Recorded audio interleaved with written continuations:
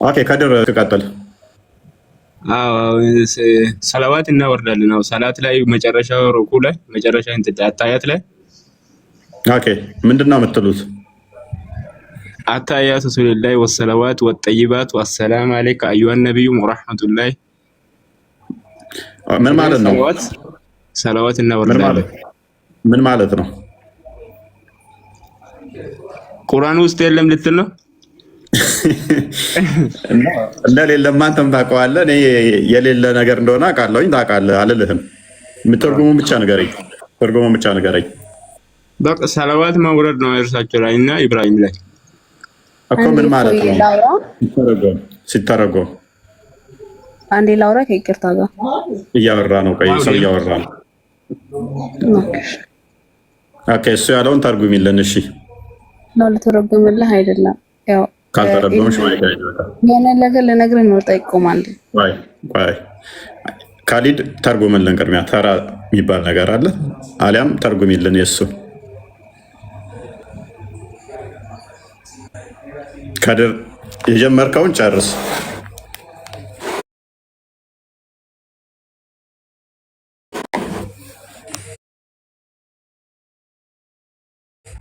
ነካክተህ ወዴት ነው የምትሸሸው?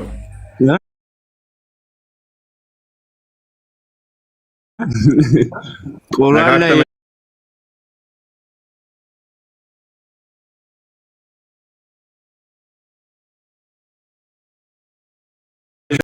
ሰላምታው በአማርኛ በለው እስኪ።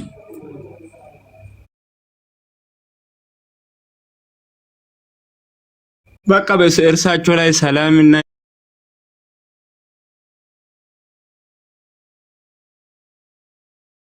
እንትን ይውረድ ማለት እሱ ደግሞ ሰላም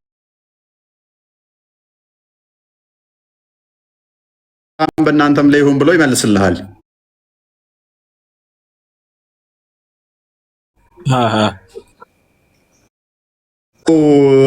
ኡስታዝ እንትና ያ ማን ነበር የሚባለው? ታዋቂ ደደም ነው። ተሳስቶ ነው እሱ። ደደብማ አይደለም እኮ ተኝቶ ነው አልከኝ እኮ። ይሰማል ተኝቶ ነው። አዎ ሰላምታዬን ይመልሳል ካልክ ስልኩን አንሳ። ሰላምታይ ጀው ይሰማና ይመልስላል። በአንተ ላይ ይውረድ ብሎ ይመልስላል። ስለዚህ ባወራኸው ቁጥር ያወራሃል እሱ። እሱ ምን ብሎ የሚመልስልህ? በአንተ ላይ ይውረድ ብሎ ይመልስልኛል። ኦኬ ስለዚህ አንተ አሰላም አለይካ ባልከው ቁጥር እሱ ደግሞ ምን ይላል? በአንተ ላይ ይውረድ ብሎ ይመልስልኛል። ስለዚህ ቀጥታ እኔ እናንተ አሁን እንዲህ እንደምናወራው ቀጥታ ከእሱ ጋርም ታወራለህ ማለት ነው። ዳይሬክት እኮ እንደዛ ነው። ምክንያቱም ለሞቱ ሰዎች የሚወራው ሌላ ነው። ሰላምታ የሚሆነው አሌካ ሰላም አትለውም አይደለ? አሌካ ሰላም ይባላል። አይ ዳይሬክት እሱ እኮ ቀጥታ በሉኝ እኔ መልስላችኋለሁ አለ። ለዛ መልሳለሁ አለ። ጀውባለሁ አለ። ኦኬ ከሞትኩ በኋላ እንደዛ በሉኝ እመልሳለሁ ብሏል። አይ በሉኝ ነው ያለው። ከሞትኩ ወይ ከኖርኩ ምናምን የሚባል የለም። በሉኝ ነው በህይወት እያለ ነው እንጂ ያለው ከሞተ በኋላ እንደዛ በሉኝ ብሏል። ከሞትኩ በኋላ እንደዛ ብላችሁ በሉኝ። በህይወት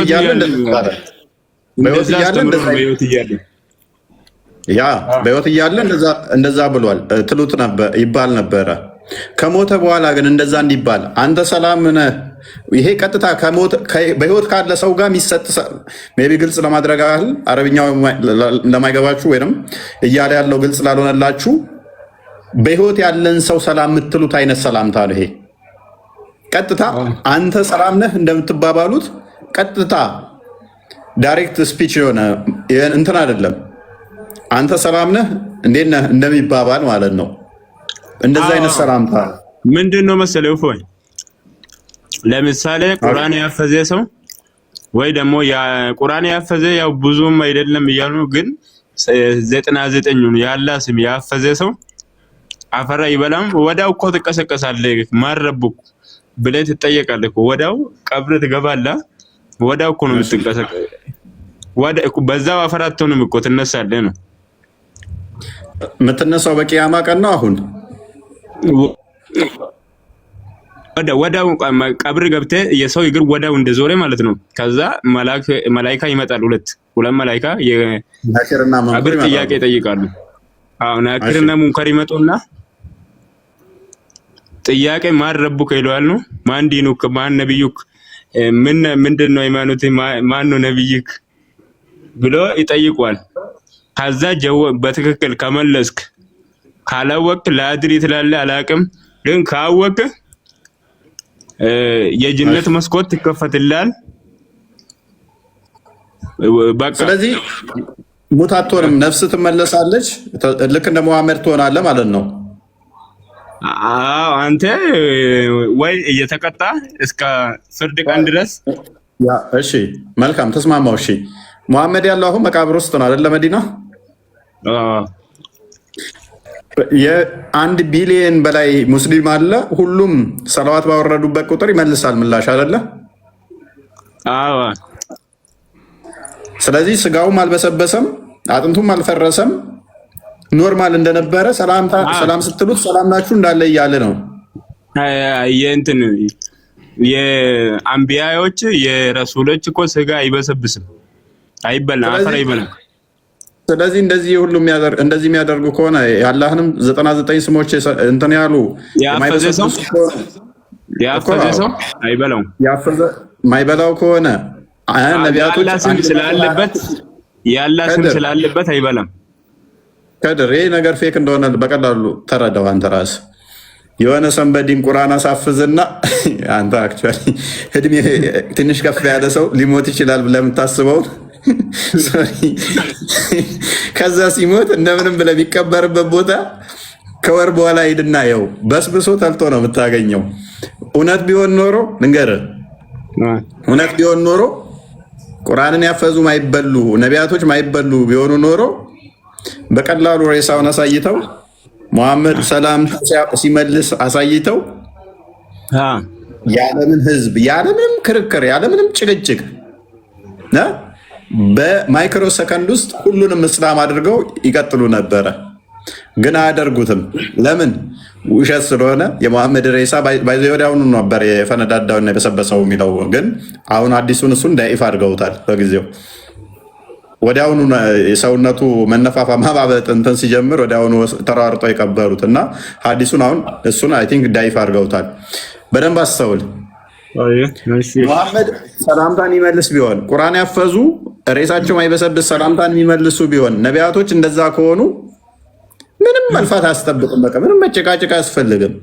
አንዱን ብቻ አውጥተህ ይኸው አልበሰበሰም፣ ይኸው ሰላምታ ሲመልስ ብለህ አሰላም አሌይኩም ስትለው ወአሌይኩም አሰላም ብሎ መሐመድ ሲመልስ በማሳየት ብቻ ለምን ህዝብ በደቂቃ ውስጥ አሳምነህ እስልምናን እውነት አድርገህ ትቀጥል ነበረ።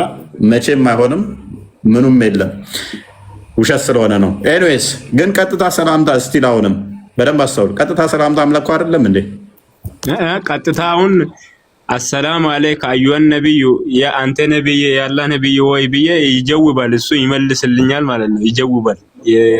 ዓለም አንድ ቢሊየን ሰዎችን ሰምቶ ቀጥታ ይመልሳል ማለት እኮ እንደው ባላ ዞሮ ሳይሆን ቀጥታ እሱ የሚመልስ ከሆነ የሁሉንም የመስማት ችሎታ አለው ማለት ነው እኮ። ቁዋ ተሰጥቶት ነው ችሎታ ማለት ነው። ቁዋ ታውቃለህ? ችሎታ አንዴ ጥያቄ ልጠይቅህ።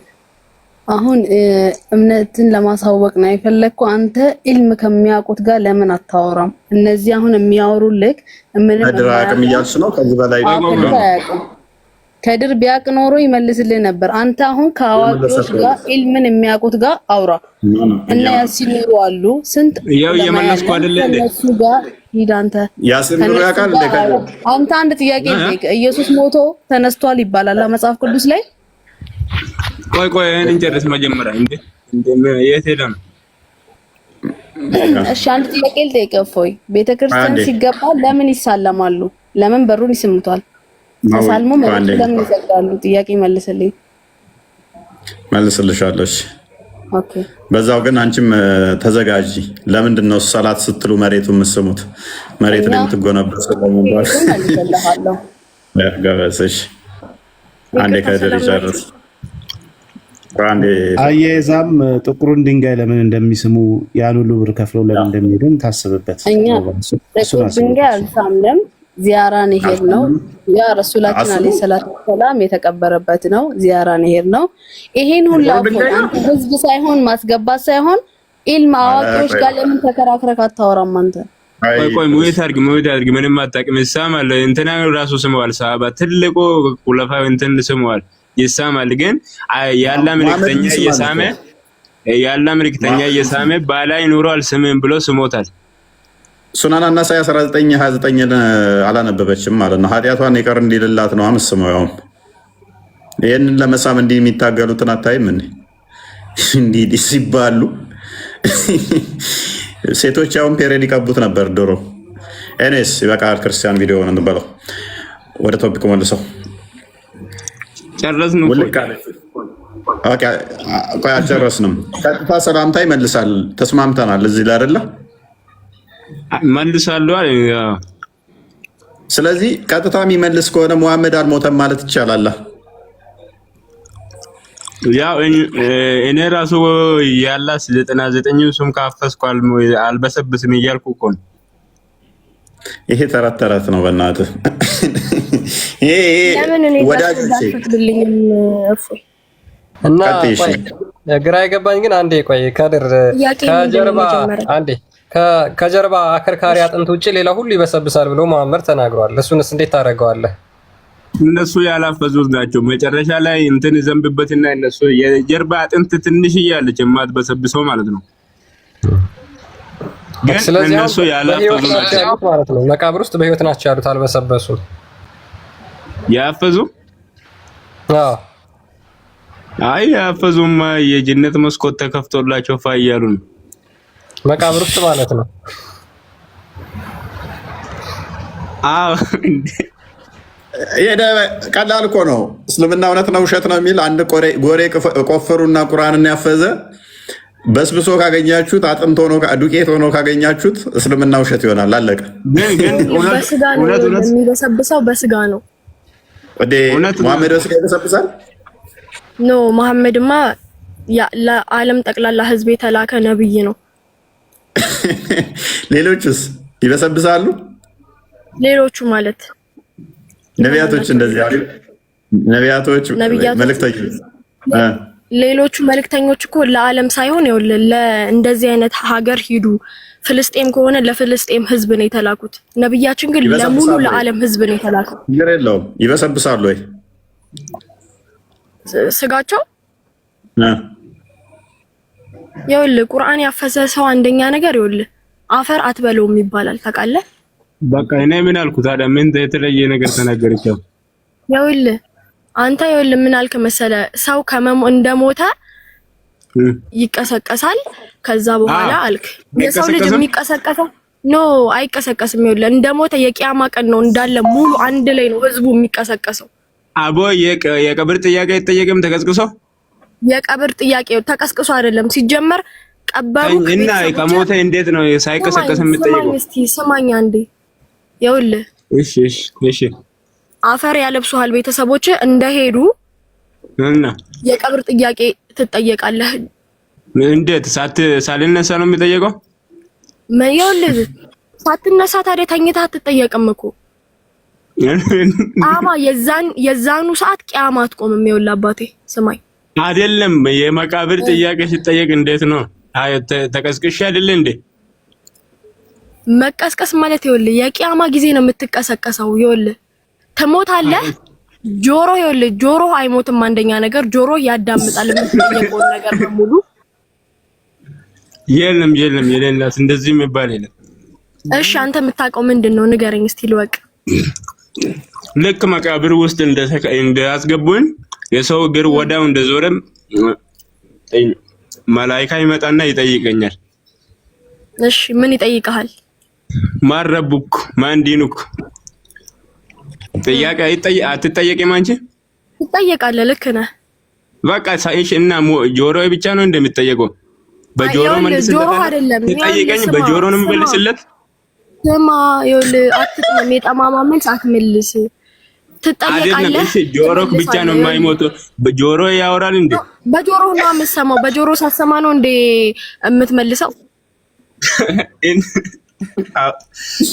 አረ ገና ከአንቺ መስማት ነው። እኔ አላውቅም። በጆሮ እንዴት አወራል? አታውቅም። ካወራረህ ያስታውቃል ብዙ ነገር እንደማታውቅ። አንደኛ ነገር፣ ሁለተኛ ነገር ደግሞ አለማወቅ ኃጢአት አይደለም። እስቲ ንገሪኝ። ህዝብ እኮ አለማወቅ ኃጢአት አይደለም። ይኸውልህ ሙሉ የዓለም ህዝብ የሚቀሰቀሰው የቂያማ ጊዜ ነው። አዎ የቂያማ አጠቃላይ ነው እሱ። መቼ አውርኩሻው እና ልክ ነው። ቁርአን የቀራ ሰው ያፈዘ ሰው ነብያችን ይኸውልህ ሰለላሁ ዐለይሂ ወሰለም አፈር እንደማይበላቸው እንዳልበላቸውም ደግሞ ይሄ የታወቀ ነገር ነው። ቁርአን ላይ ምን ጨመርኩበት? አሁን ካወራሹ በስተቀር አሁን ያፍ ቁርአን የአላህ ስም 99ኙ ያፈዘና ቁርአን አፍዝ አፈር አይበላም አልኩት። ጅስሙም ማለት ነው። እኔ ምን አልኩት? ተቀሰቀሳለህ ወደ ቅጣት ትገባለህ ያልከው ተሳስተሃል። ቆይ አይደለም። እሺ እዛ ውስጥ ከተጠየቅሽ በኋላ የሆነ ተጠሪ ከሰማይ የሆነ ድምጽ አይሰማ? የሆነ ድምጽ? የምን ድምጽ? በቃ ባሪያዬ ነው ብሎ አላህ ይመልስም። በትክክል ጥያቄውን ከመለስሽ በኋላ ስማ፣ አንደኛ ነገር እንደ ስራ ይወስነዋል። አዎ እንደ ስራ ይወስናል። ችግር የለም። የሱን ድምጽ ለመስማት ስራ ይወስነዋል። ሁለተኛ ነገር የምትጠየቀውን ጥያቄ በአግባቡ መመለስ መቻል አለብክ። አዎ በአግባቡ መልሼ ማለት ነው። ከዛ ይሰማላ ባሪያዬ ልክ መልሷል። ከዛ አንጥፉለት እዛ ውስጥ መከዳይ ነው። ያኔማ ልክ ነህ። ከቀብር ቅጣትም ትድናለህ። አዎ በቃ ልክ ያው ምን ጨምሬ ያወራው ያው እንደዚህ እኮ ነው። አድራ እሷ ያለች ያለችው እኮ ምንድነው? ስጋ ይበሰብሳል እያለች እኮ ነው። ስጋ ይበሰብሳል ብለሻል እኮ ግን አንቺ ቅድም ስጋ ይበሰብሳል፣ የኛ ይበሰብሳል፣ የነብዮች ደግሞ አይበሰብስም። ቁርአን ያፈዘም ሰው ደግሞ ስጋው አይበሰብስም። አይደለም ስጋው ሊበሰብስ ቀርቶ አፈር አትነኮም። የሱን ስጋ ለመንካት አፈር ትሳሳለታለች። እንግዲህ አስቡት፣ እስልምናን እውነት ነው ውሸት ነው ለማለት ቁርአን ያፈዘ ማለት እንግዲህ በቢሊየን ሙስሊም አለ። ከዛ ውስጥ ኢትዮጵያ ላይ ራሱ በሚሊየን የሚቆጠሩ ቁርአንን ያፈዙ አሉ። የጨረሱ በጭንቅላታቸው የያዙ ቁርአንን ማለት ነው። ሂዱና ሲሞት ጎሬውን ቆፍሩና ይኸው ከ3 ቀን በኋላ ካልበሰበሰ ከ3 ቀን በኋላ ሳይሆን እንትን ላይ ሰብራችሁ ማየት ትችላላችሁ። አክቹአሊ ካልበሰበሰ ሊሞክር ነበር። የምታውቀው ሰው ከተቀበረ በኋላ ከስንት ጊዜ በኋላ ነው ስጋው የሚበሰብሰው? ከተቀበረ በኋላ ከስንት ጊዜ በኋላ ማለት አሁን አቀባበሩ ይወስነዋል። ሚንስ በሕክምናው እንዳይበሰብስ መድኃኒት እንትን ተብሎ ከሆነ ማድረጊያ ሬሳ ማድረጊያ አይደረግበትማ። ዝም ብሎ ሰው እኮ ከሞተ በኋላ መድኃኒት አይደረግበትም። ምክንያቱም አፈር ነህና ወደ አፈር ትመለሳለህ ነው። እሱ የኛ ጋር እኮ ያለ ነው፣ እናንተ ጋር እኮ አይደለም። የሞተበት ያልኩሽ ለምንድን ነው? እሱ እናንተ ጋርና እኛ ጋር ጥቅሱ አንድ አይደለም። እናንተ ጋር ያለው ሱራ 67 ቁጥር 2 ላይ ሱራ 67 ቁጥር 2 ላይ የትኛው መልካም ስራችሁ ያማረ እንደሆነ ሊሞክራችሁ ሞትንና ህይወትን ፈጠረ ነው የሚለው። ስራችሁ አላህ የትኛው ነው ቆንጆ ብሎ ለመሞከር ሞትንና ህይወትን ፈጠረ። ስለዚህ በዛ ምክንያት ነው እናንተ። እኛ ጋር ደግሞ አፈር ነህና ወደ አፈር ትገባለህ የተባለው ዘፍጥረት ምዕራፍ 3 ቁጥር 19 ላይ ነው። ሁለቱ ስለማይገናኙ አንድ ሰው ከሞተ በኋላ መቼ ነው የበሰብሰው የሚለው አንዴ ሰው ከሞተ በኋላ ቀናትን ሳይፈጅ በትንሽ ጊዜያት ውስጥ ኢንተርናል እንትኖቹ ፈሳሽ መውጣት ምናምን ይጀምራል። ወዲያውኑ የሚገነዘው እነኚህ ቀዳዳ ፓርቶቹ ኢሚዲየትሊ የሚደፋፈኑትም ከውስጥ ያሉ ፓርቶቹ እነኚህ እንትኖቹ ወደ ውጭ ስለሚፈሱና ኖርማል ሳይንስ ራሱ አጣርቶ የደረሰበት ማለት ነው። አንድ ሬሳ ከተቀበረ በኋላ ከ3 ወር በኋላ ነው ሬሳው መበስበስ የሚጀምረው። ኧረ ተይ ከ3 ወር አላለችም። አዎ ከ3 ወር በኋላ ምንም ትሆናለህ መሰለህ? ከዛ በኋላ ቆዳህ እየተበላ ይመጣል። አጥንቱ ነው እሱ። እያለክ ትመጣለህ። 3 ወር አስባችሁታል? አዎ እኔስ ይኸውልህ ከ3 ወር በኋላ የሚቀረው ማለት ነው። ይኸውልህ ፀጉርህና አጥንት ብቻ ነው የሚቀረው ከ3 ወር በኋላ ማለት ነው። ፈጡ ለማለት ከሆነ ፀጉርህ ነው ያን የሚቀረው። ሜይ ቢ ያስኬድሽ ይችላል። በስብሶ ሁሉ ነገሩ ገምቶ እንትን ብሎ ወደ አፈርነት ተቀይሮ ፀጉር ሊቀር ይችላል፣ ሊያስኬድሽ ይችላል። ግን መበስበስ የሚጀምረው ከ3 ወር በኋላ ነው ማለት በጣም ስህተት ነው። ሰው ከሞተ ኢሚዲየትሊ አዳምጪ። በሳይንሱም ብትሄጂ ሰው ከሞተ ወዲያውኑ ነው እንዲታጠብና እንትን የሚደረገው ማድረቂያ የሚወጋው። ምክንያቱም ኢንተርናል ፓርቶቹ ምንም ሳይቆይ ነው አይኑ ምኑ የሆነ ከውስጥ ያሉት በተለይም ወደ ውጭ መፍሰስ ይጀምራሉ ወዲያውኑ ማለት ነው። ስለዚህ ቶሎ ብለው እነኚህ የሚወታተፉት እያንዳንዱ ክፍተት ፓርቶቹ የሚደፋፈኑት ከውስጥ ያለው ራሱ ወዲያውኑ ስለሚወጣ ነው። አይደለም 3 ወር ሊቆይ ኢሚዲየትሊ በዛ ቀናት ውስጥ ወዲያውኑ እንትን እንዲደረግ ይደረጋል ማለት ነው። ከዛ ትንሽ ቀናት ውስጥ ማክሲመም ሳምንት ቢፈጅ ነው ወዲያውኑ እንትን የሚለው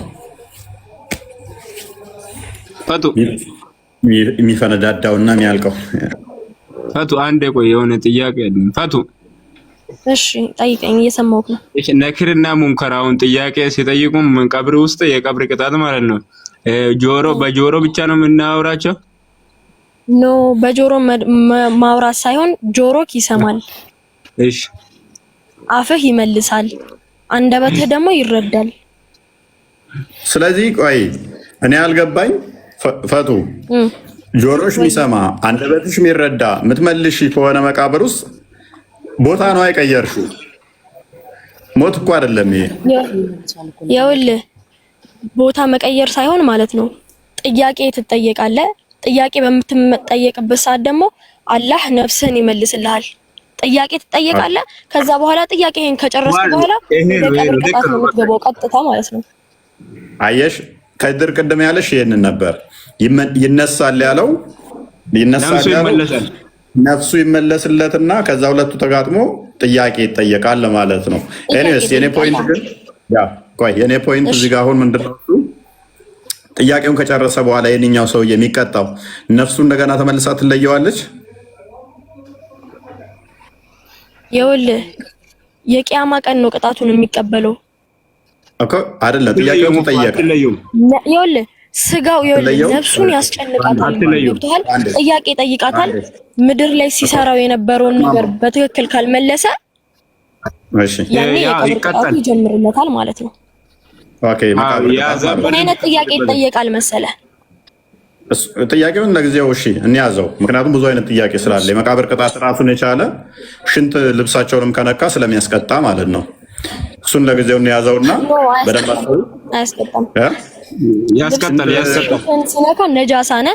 ከሞትክ በኋላ ደግሞ ነጃሳም ልትሆን አትችልም። ምክንያቱም ታጥበህ ነው ወደ አፋቱ ያስቀጣል። ተይተይ ይኸውልህ እሺ ምን ነው ያስቀጣው? በመቃብር እንድትቀጠቀጪ በመዶሻ ሽንት አያደርግሽም? ሽንት ከነካሽ የዛሬ 6 ዓመት ሽንት ነክቶሻል ተብለሽ ልክ ነህ። በመዶሻ ትቀጠቀጣለህ፣ በመዶሻ ትቀጠቀጣለህ። ግን ነጃስ አይደለም በመዶሻ የሚያስቀጠቅጥክ አይደለም። ሽንት ባለ እንትን ከነካሽ የመቃብር ቅጣት ያስቀጣሻል። ከድር ያስቀጣል አያስቀጣም? ቻሌንጅ አድርጉኝ። ኖርማል በእውን እያለህ ነው ወይንስ ከሞትክ በኋላ ነው? የመቃብር ቅጣት እኮ መቃብር ውስጥ ነው የምትቀጭው። በእውን ያለሽማ ማን ይቀጣሻል? ታዲያ መቃብር ውስጥ ሽንት ሊነካ ይችላል። ከሞትሽ በኋላ ሽንት ይነካሻል? ኖ አሁን ለምሳሌ በኋላ ሽንት ይነካል። ጎበዝ። ለምሳሌ አንቺ 20 ዓመት አካባቢ ትመስኛለሽ። 20 ውስጥ ኮንሽ ዛሬ ላይ ሽንት ከነካሽ ዛሬ 80 ዓመት ብትሞቺ ስትቀበሪ የዛሬ ከ60 ዓመት በፊት ሽንት ያልተጸዳዳሽበት ቀን አለ ተብለሽ ትገረፊያታለሽ ማለት ነው። የመቃብር በስርዓት አትጸዳጅም ነበር ተብለሽ የመቃብር ደግሞ ላስረዳኝ። ንጽህናህን መጠበቅ የራስህ ግዴታ ነው።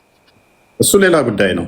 እኔ ያልኩሽ አሁን የመቃብር ስለዚህ አንደኛ ነገር ልንገርህ፣ ሰላት መስገድ ስለማትችል ነው የተከለከለው። ይሄ ነገር እኮ ሐራም አይደለም ክልክል ነው እንጂ። ቆይ አሁን እንስማማና እንለፍ። የመቃብር ቅጣት እኔ ፖይንት ያልነበረም ይሄ ሽንት ከሚያስቀጡ ዋነኛ ነው፣ እንደው በጣም ከሚያስቀጠቅጥሽ ነው። ስለዚህ የመቃብር ቅጣት ከሚያስቀጡት አንዱ ሽንት ነው። ሜቢ መረጃ ትፈልጊያለሽ? እሺ ነው ወይ ተስማሚያለሽ? ቀደም እያለሽ ምክንያቱም ንጽህናህን መጠበቅ ግዴታህ ነው እንጂ ውዴታ አይደለም። ይኸውልህ እሺ ከዲር በምንድን ነው የሚያስቀጣው? ነጃሳ ከነካሽ ማለት ነው። ቀብር ቅጣት ውስጥ ያስቀጣሻል። ዋሪ 63 እሺ ስማኝ ልንገርህ ደግሞ ስለዚህ ደግሞ ኦኬ ታዩ ያው ሳይዳ ያርሌዲ ሰድን እንደ ያስቀጣል። እሺ ያስቀጣል። መረጃ አሳይ። urination is the main cause of punishment in the grave ይላል። ቀጥል ከሰ urination is the main cause of punishment in the grave ይላል። በመቃብር ውስጥ አንድ የመጀመሪያው ወይም ደግሞ ሜን የተባለው ምንድነው? ሽንት ነው ቅጣት እንድትቀጡ የሚያደርጋችሁ በሽንት ምክንያት ማለት ነው። ቅድም እፎይ እንደነገረሽ ይኸውልህ የሚለውን ልንገርህ። ምን ይላል?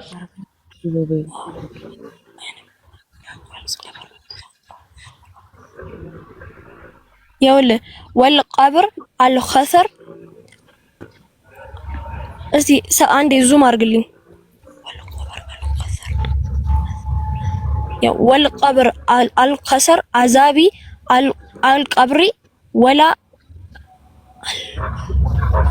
አልበውሊ እሺ ከዲር አንበብ እስቲ አልበውሊ ያስቀጣል አልኩሽ። በቃ ምንድነው ያስቀጣል? የቀብር ቅጣት አለ ሽንት ከነካሽ። ይኸውልህ እዚህ ጋር የሚለው ይኸውልህ የቀብር ቅጣት ሽንት ከነካሽ የቀብር ቅጣት አለብሽ አይደለም። ይኸውልህ ስማ እና አለብሽ ነጃሳህን አጽዳ። ምክንያቱም ነጃሳ ከነካ ሰላት አያሰግድም።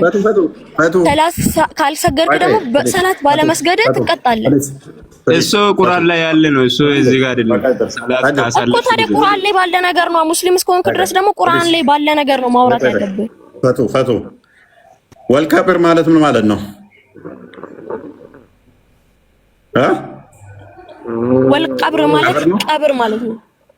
ቀብር ውስጥ ነው የምትጸዳጁ?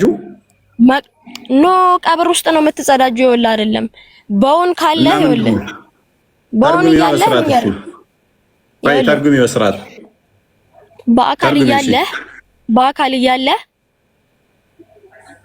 ቀብር ለምን መጣ ታዲያ? ተጸዳዱ ለማለት ነው ከሆነ ቀብር ለምን መጣ ታዲያ? የመቃብር ቅጣት ካልሆነ ኖ ይኸውልህ ሰላት አያሰግድም። ሽንት እፎይ ስማኝ። ሰላት ሚል እዚህ ውስጥ አለ? እዚህ ውስጥ ሰላት ሚል አለ? የለም እኮ ልንገርህ ስማኛ። ይኸውልህ ላስረዳ ስማኝ። ወይ ፈቱ በቃ አሁን በጣም ወደ ፖይንቱ ልመለስና ልተርጉምልህ። የምታዳምጠኝ ከሆነ ልተርጉምልህ። አንዴ እሺ ወደ ፖይንቱ መልስ አድርገው ክርስቲያን። እስኪ ቶፒካችን ላይ ሜቢ እስኪ ፈቱ ከቶፒኩ ጋር የተያዘ ማለት የምትፈልገው ነገር ካለ እዛ ላይ የተወሰነ ትበል።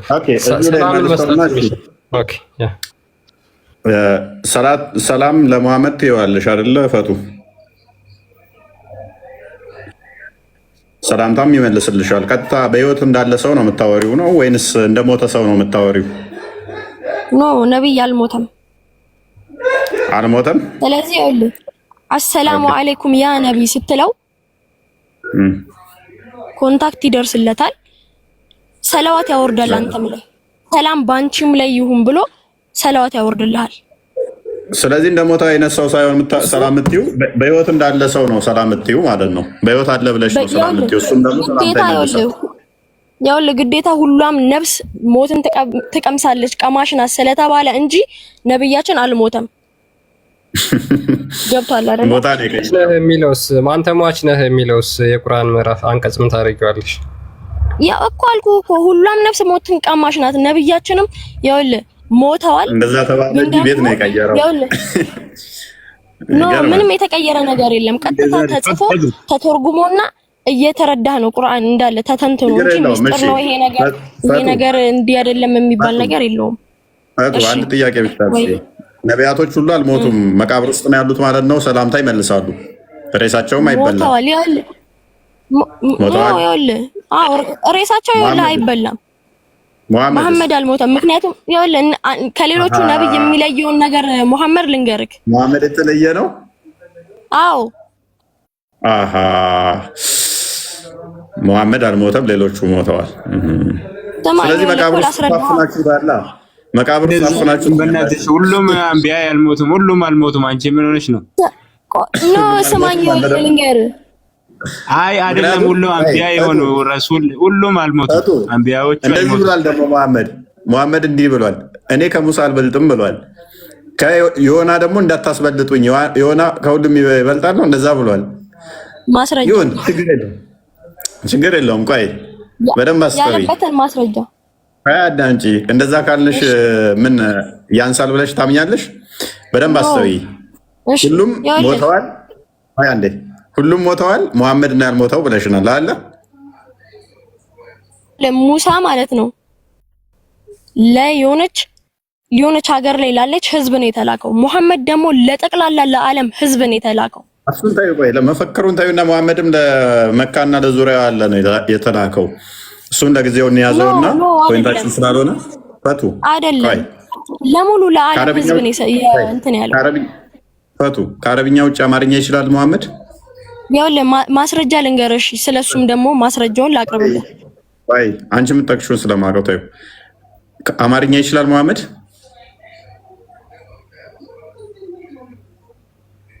ምክንያቱም አረብ ነው የመጣው እኮ እሱ። ሱራ 43 ቁጥር 3 ላይ ምንድነው የሚለው? አረብኛ በሆነ ቋንቋ ለነኛ እንደተላከ ግልጽ በሆነ ይናገራል። ቁርአን የወረደው እንደዛ ሱራ 15 አንድም ላይ በተመሳሳይ ማለት ነው። ሱራ 14 4 ደግሞ እንደዚህ ይላል እህታችን፣ ለየትኛውም ጎሳ ለሁሉም በራሳቸው ቋንቋ ነው የላኩት ይላል። አረብኛ ማይችል ከሆነ ለኔ አይደለም ማለት ነው እሱ። 14 4 አንዴ ክፈትላት። ኦኬ ቼክ አድርገው። ምንድነው ቀጥልሽ? አይ ዶንት ኖ ሲስተሙ ይሁን ምን እንደሆነ ቲክቶኬ በጣም እየቃዠ ነው። ከፍ ዝቅ እንትን ይላል፣ ቁጥሩም እንትን ይላል፣ እንዲህ ይላል።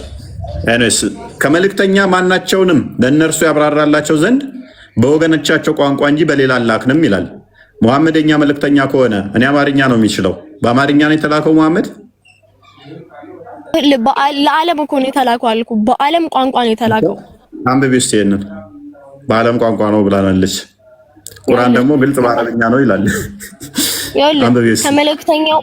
ከመልእክተኛው ማንኛውንም ለእርሱ ያብራራ ዘንድ በወገኖቻቸው በወገኖቹ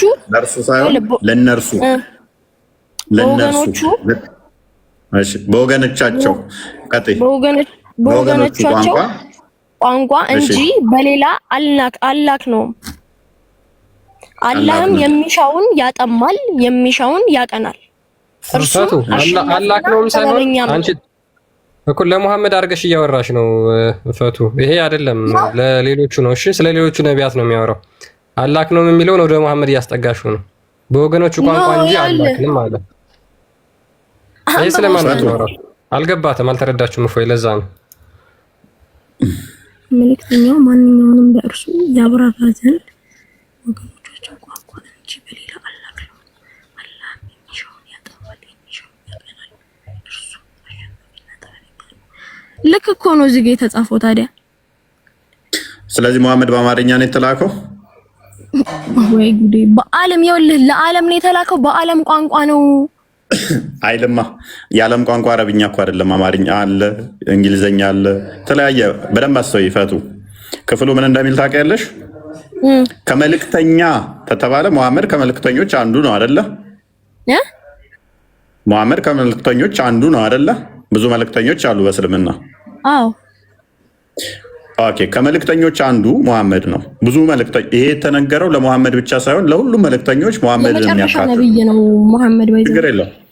ችግር የለውም። እንደዛ ብለሽ ማመን ትችላለሽ። በደንብ አስተውይ። ክፍሉ እንዲህ ነው የሚለው፣ ከመልእክተኛ ማናቸውንም ከተባለ አንድ አልቀረም፣ ሁሉም ማለት ነው። ሙሐመድም ሆነ ሙሳም ሆነ ሁሉም ነቢያት ከምትያቸው ሁሉንም የላክናቸው አለ ለእነርሱ ያብራራላቸው ዘንድ በወገኖቹ ቋንቋ እንጂ በሌላ አላክንም አለ። ስለዚህ በደንብ አስተውይ። አዳምጪ ቆይ። ስለዚህ መልእክተኞች የተላኩት ለማን ነው? ለወገናቸው በቋንቋቸው እንዲያብራራ ነው እንጂ አላክንም ለሌላ ብሏል። በሌላ አላክንም which means ለምሳሌ እኔ አማርኛ ነኝ፣ ለእኔ የተላከው አማርኛ ነው። ሰንበዴ ኦሮምኛ ነው፣ በኦሮምኛ ነው። አፋርኛ ነው፣ አፋርኛ ነው። ሙሐመድ ደግሞ አረብኛ ነው፣ በአረብኛ ነው የተላከው። እንደዛ ነው እኮ ይኸውልሽ፣ አሁን ከመልእክተኛው ማንኛቸውንም ለእርሱ ያብራራላቸው ዘንድ በወገኖቹ ቋንቋ እንጂ በሌላ አላክ ነው ማለት። ይሄ እያወራ ያለው ስለ ነብያችን መሐመድ አይደለም። ስለ ሌሎቹ ነብይ ነው። ሌሎቹ ነብይ ደግሞ ይኸውልህ ስማኛ እንዴ፣ ሌሎቹ ነብይ ደግሞ የተላኩት ፈቱ በመጀመሪያ ንባብሽን ላርምሽ። ከመልእክተኛ ነው የሚለው ወይንስ መልእክተኛው ነው የሚለው? ከመልእክተኛ ጎበዝ። ከመልእክተኛው ከሆነ 1% የሆነ አካልን የሚጠቁም ነው የሚታወቅ እርሱ። ስለዚህ አንቺ ቅድም መልእክተኛው ያልሹ ስህተት ይሆናል። ከመልእክተኛ ማናቸውንም ከተባለ ግን ሁሉንም መልእክተኞች የሚያካትት ነው። አዎ ልክ ነህ። ለእነርሱ ያብራራላቸው ዘንድ እንጂ የሚለው ያብራራ አይደለም። የሚለው ያብራራላቸው ዘንድ በወገኖቹ ቋንቋ እንጂ በሌላ አላክንም። ስለዚህ ይሄ የተነገረው ትእዛዝ የተሰጠው ትእዛዝ ለአንድ ነብይ ሳይሆን ለአንድ መልእክተኛ ሳይሆን ለሁሉም መልእክተኛ የተሰጠ ነው። ይሄኛው ሱራ ግን ሙሐመድን አያካትትም። ምክንያቱም ሙሐመድ የተላከው ለጠቅላላ ለዓለም ህዝብ ስለሆነ። እናመሰግናለን። ሙሐመድ መልእክተኛ አይደለም ማለት ነው። ከመልእክተኛ በደንብ አስተዊ። ማናቸውንም ከተባለ አንድም አልቀረም ነው፣ ሁሉንም ማለት ነው። ለምን የተለየ ለነብያችን ብቻ የወረደ ሱራ አለ እኮ። ይኸውልህ ይሄን አንዱ እስቲ ምንድነው የሚለው በደንብ አስተዊ። እስቲ ማናቸውንም እያለሽ እኮ ነው፣ አንድም የቀረ የለም እያለሽ ነው።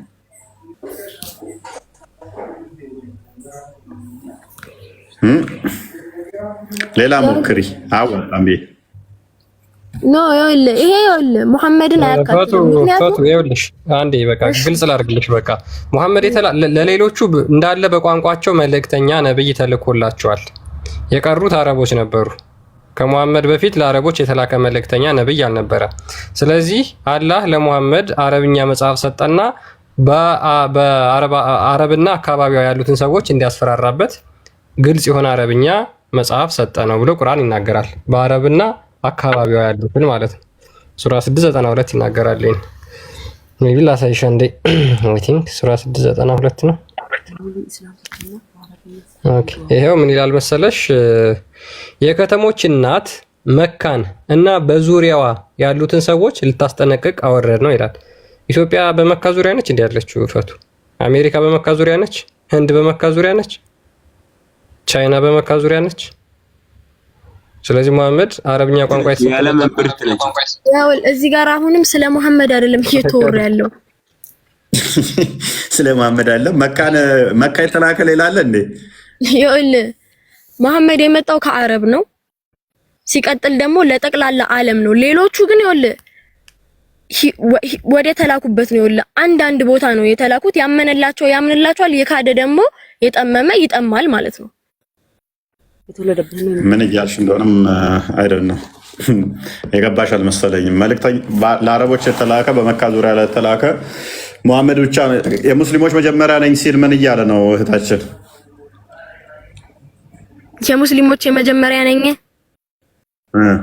ሲል ምን እያለ ነው? የታለ የሙስሊሞች የመጀመሪያ ነኝ ያለበት ቦታ? ሱራ 6:162 አካባቢ ቼክ አድርግልኝ ክርስቲያን።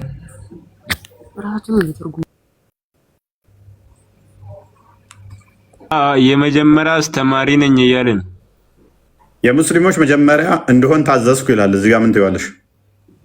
ሙስሊሞች የመጀመሪያ እንደሆን ታዘዝኩኝ ለሙሉ ዓለም ስለተላከ ነው። ለሙሉ ዓለም የተላከ ነብይ የለም ከሳቸው በፊት ማለት በኋላ ለሙሉ ዓለም የተላከ ነብይ የለም። ለዛ ነው ለሙሉ ህዝብ ስለተላከ ለሙስሊሙ ያለሁት እኔ ነኝ አለ። ተስማ ምን ትርጉም ማን ነው የሰጠሽ ግን? ይኸው ቁርአን ነው። ታዲያ የመጀመሪያ ሙስሊም ሲሆን በዓለም ላይ አንድ ሙስሊም አልነበረም ማለት ነው በመሐመድ ጊዜ እንዴ? አዳምም እኮ ሙስሊም ነበረ ሲፈጠር። ታዲያ መጀመሪያ ማለት ምን ማለት ነው? ታዲያ ነብይና እንትን ለዓለም የተላከና ለክልሎች የሚላክ አንተ ክልልና ሙሉ ዓለም አንድ ነው? እህታችን ለዓለም መሐመድ አልተላከም። መርዶ ልንገርሽ፣ መሐመድ የተላከው ቅድም እንዳሳየሽ መሐመድ በመካና በመዲና ላሉት በመካ ዙሪያ ላሉት ሊያስፈራራበት ነው። ለዓለም የተላከበት የለም። አይደለም። በደንብ አስተውይ። ከዓለም ጋር አንጻር ከሆነ እነ ኢሳ ናቸው እንደውም ለዓለም የተላኩት እንጂ መሐመድ አይደለም። ኖ እነ ኢሳማ ለክልሎች ነው የተላኩት። ሂዱ እንደዚህ አይነት ቦታ የጠመሙ አሉ። እነሱ ሄዳችሁ አስተምሩ፣ ያመነላችሁን አምጡ፣ ያላመነላችሁን ደግሞ ተዉ ነው የተባሉት። ኖ መሐመድ እሺ፣ በመካ ዙሪያ ላስጠነቅቅ የሚለው ምን ልታደርገው ነው? በመካ ዙሪያ እንዲያስጠነቅቅ መላኩ ምን ልታደርገው ነው? በመካ ዙሪያ እንዲያስጠነቅቅ መላኩ ምን ልታደርገው ነው? ለዓለም ስለሆነ ነው። ይኸውልህ ለዓለም ስለተላከ የትም ቦታ እየሄደ ነው እስልምናን ሲያስተምር የነበረው። ኦኬ መሐመድ እስቲ ኢትዮጵያ አፍሪካ ላይ መጥቶ ቁርአን ያስተማረበትን እስቲ በቋንቋቸው አንድ ማስረጃ እስቲ። ይኸውልህ አንደኛ ነገር ይኸውልህ ቁርአን በአማርኛ የለም፣ በአረብኛ ነው ያለው። እጄ ላይ ደግሞ ቁርአን የለም። እኔ እናመሰግናለን። ቁርአኑ ደግሞ ምን ይላል? በወገኖቹ ቋንቋ ነው የላኩት ይላል። ስለዚህ ቁርአን በአረብኛ እንጂ በሌላ ቋንቋ የለም ብላናለች። ስለዚህ አላስተማረም ነው ባይ ዲፎልት። አንደኛ የቀብር ቅጣት ራሱ የምትጠየቀው እኮ በአረብኛ ነው። ስለዚህ እዚህ ጋር አማርኛ፣ ኦሮምኛ ነው የምትለው ነገር የለም። ገብቶሃል አይደለ? አሁን እናንተ የምታምኑበት የእናንተ መግባቢያ ቋንቋ ይኸውልህ፣ የእናንተ መግባቢያ ቋንቋ ግዕዝ ነው አይደለ? አይደለም። ምንድን ነው? እሺ የእናንተ መግባቢያ ቋንቋ አማርኛ። ማንኛውም ቋንቋ በማንኛውም ቋንቋ መግባባት እንችላለን። እናንተ መጽሐፍ ቅዱሳችሁ የተጻፈው በምንድን ነው? በማንኛውም ቋንቋ ነገሩ ብዙ መጽሐፍ ቅዱስ ስላላችሁ እሺ ሊሆን ይችላል። ሲቀጥል ደግሞ መጀመሪያ ይኸውልህ አዳምጪ፣ እኛ በማንኛውም ቋንቋ ቢተረጎም መጽሐፍ ቅዱሳችንን አዳምጫ ፈጣሪ ይሰማናል። ጸሎታችንንም በማንኛውም በአማርኛ ብናደርግ በትግርኛ ብናደርግ በእንግሊዝኛ ብናደርግ ፈጣሪ ይሰማናል ብለን እናምናለን። ይሄ በሆነበት ላይ በዚህ ቋንቋ ብቻ የሚባል የለም። ሐዋርያት ሥራ ምዕራፍ 2 ላይ ከቁጥር 1 ጀምሮ እስከ 7 አካባቢ ስትመለከቱ መንፈስ ቅዱስ ከወረደ በኋላ ልሳን ሲሰጣቸው ለሐዋርያቱ በተለያየ ቋንቋ ሄደው ወንጌልን እንዲሰብኩ ነው።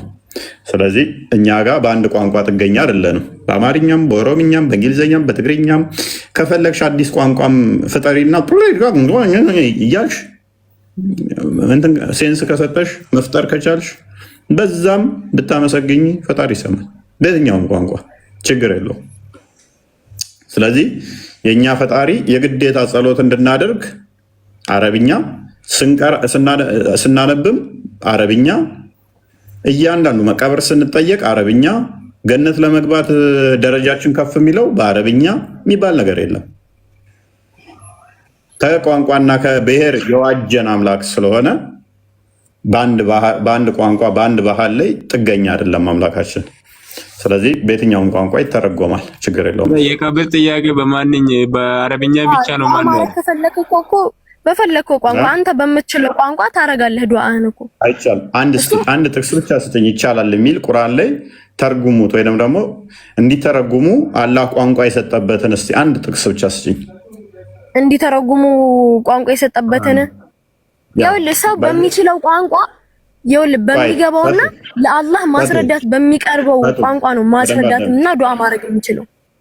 ኦኬ፣ ሰላት በአማርኛ ማለት ትችያለሽ፣ ማድረግ ትችያለሽ?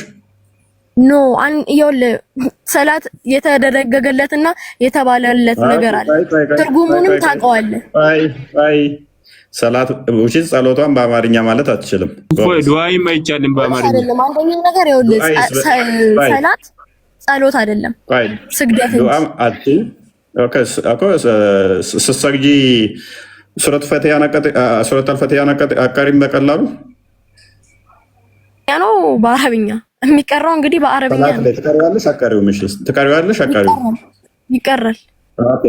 ቀጥተኛው መንገድ ምራኝ ማለት ይሄ ራሱ ጸሎት ነው አይደለም? ቀጥተኛው መንገድ ምራኝ ማለት ጸሎት ነው። ታዲያ ምንድን ነው እሱ? ጸሎት በአማርኛ አታደርጊም ስልሽ ሰላት ጸሎት አይደለም ለምን ትይኛለሽ? ጸሎትንም ራሱን የቻለ ዱዓውም አለ። ይህንኛው ራሱ ቁርአን የምትቀሪበት ቀጥተኛው መንገድ ምራኝ እያልሽ ስለምኝ እኮ ጸሎት እያደረግሽ ነው ማለት ነው በዛ ውስጥ። ኦኬ በደንብ አስተውሉ። ዱዓ ማድረጋችም ሰላት ማድረጋችም አዛን ማለታችም። አንድ ጥያቄ መጨረሻ፣ ትርጉሙ ቁርአን አንቺ የምታነቢው በአማርኛ ያለው እሱ ቁርአን ተብሎ ይጠራል? አማርኛው ቁርአን ተብሎ ይጠራል? አማርኛ ቁርአን የለም ሲጀመር። ዋው አማርኛ ቁርአን ከሌለ ታዲያ እንዴት ነው እሱ አላህም ማቀው? ኦኬ አንድ ቁርአን የወረደው ባይዘው አንድ ቁርአን የወረደው እሱም በአረብኛ ነው። አንብቡ፣ ተማሩ፣ ተርጉሙት፣ ትረዱታላችሁ። ትርጉሙንም ነው ያለው። ኦኬ ትርጉሙንም ትረዱታላችሁ ብሏል። ስለዚህ በአማርኛ መተርጎም ይችላል ማለት ነው። ስለዚህ ትርጉሙን ቁርአን ማለት እንችላለን። ትርጉሙን ቁርአን ማለት እንችላለን። አዎ ምክንያቱም ያው ቁርአን ውስጥ ራሱ ያ የወረደው መጽሐፍ ቁርአን እንደሆነ አስረግጦ ተናግሯል። ጎበዝ። ስለዚህ ትርጉሙ አማርኛውም ቁርአን ተብሎ ይጠራል ማለት ነው።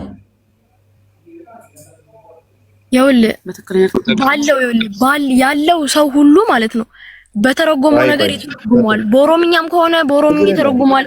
ስሙ ግን ቁርአን ነው፣ አንድ ነው። በአረብኛው ምንም በኦሮምኛው ወሰደው በትግረኛው ወሰደው ቁርአን አንድ ነው።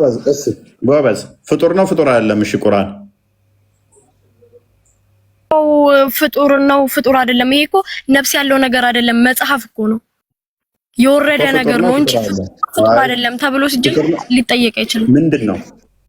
አይ ነፍስ ያለው ብቻ እንደ ፍጡርና ፍጡር አይደለም ተብሎ የሚባለው ድንጋይ ፍጡር አይደለም ልትይ ነው? እንደ እህታችን ቁርአን የወረደ ነገር ነው እንጂ ነፍስ ያለው ነገር አይደለም። ፍጡር ነው ፍጡር አይደለም የሚባለው እኮ እህታችን ፍጡርና ፍጡር አይደለም የምታውቀው ነፍስ ላለው ብቻ ነው። ድንጋይ ፍጡር አይደለም ለሷ።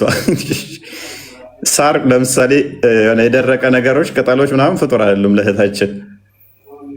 ወረቀት ለምሳሌ ቁርአን የወረደ ነገር ነው እንጂ ፍጡር አይደለም። ፍጡር ነው የወረደ ነገር ነው። ፍጡር ነው ወይ? ሳይፈጠር አይደለም መቼስ የሚወርደው፣ ግን ቁርአን የወረደ ነገር ነው። ስለዚህ ቁርአን ፍጡር ነው። አዎ ፍጡር ነው። ተፈጥሮ ነው የወረደልክ። ኦልራይት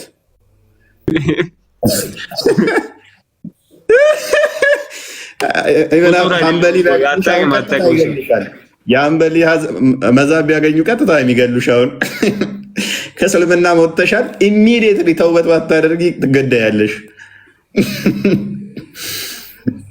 ግን ምን ታውቃለህ? ጥፋትን ስታጠፋ ወዲያው ተውበት አድርግ ትማራለህ። ምክንያቱም መሀሪ ጌታ ነው ያለው። ነገር የለም በቃ ኢሚዲየትሊ አሁን ፍጡር ነው ብለሻል። ቀጥታ አላህም ፍጡር ነው እያልሽው ነው። ምክንያቱም ቁርአን ያላቃል ፍጡር አይደለም። ይኸውልህ አይወልድም አይወለድም። አላህ አንድ ነው። ሌላ የሚጋራው ነገር የለም። ምክንያቱም እንትናም ፍጡር ነው እንትናም ፍጡር ነው ምናምን የሚባል ነገር የለም። አንዴ አሁን ደግሞ ወደ ሌላ ቶፒክ ውስጥ ገባሽ። ተረጋጊ፣ በደንብ አስተውይ። ከኋላ እየነገሩሽ ያሉት እያስበሉሽ ነው። ፍጡር አይደለም ካልሽም አሁን ቀየርሽ ማለት ነው። ቅድም ፍጡር ነው ብለሽናል፣ ተስማምተናል። ፍጡር ነው ካልሽ ግን አላህ ያላ ቃል ነው ብለሽ ታምኛለሽ። ያላ ቃል ደግሞ ፍጡር ከሆነ አላህ ራሱ ፍጡር ነው አልሽን ማለት ነው። እናመሰግናለን። አላህ ፍጡር ይሆናል። እንደፈለክ አስበው። እሺ ጥያቄ አለሽ? እኛ አንባክሽ አደከምሽ። እናንተ ላይ ጥያቄ አለኝ። ጥያቄ ብቻ ልጠይቃት ፈቱን። ኢየሱስ ክርስቶስ አምላክ ነው። ቁርአን ፍጡር ከሆነ ፈቱ አንዴ እቺን ብቻ መልሽኝ። ቁርአን ፍጡር ከሆነ ብለሽ የምታምኚ ከሆነ ለምንድን ነው ለፍጡር ቃል የምትገዢው? ለምንድን ነው ለፍጡር ቃል የምትታዘዥው ታዲያ?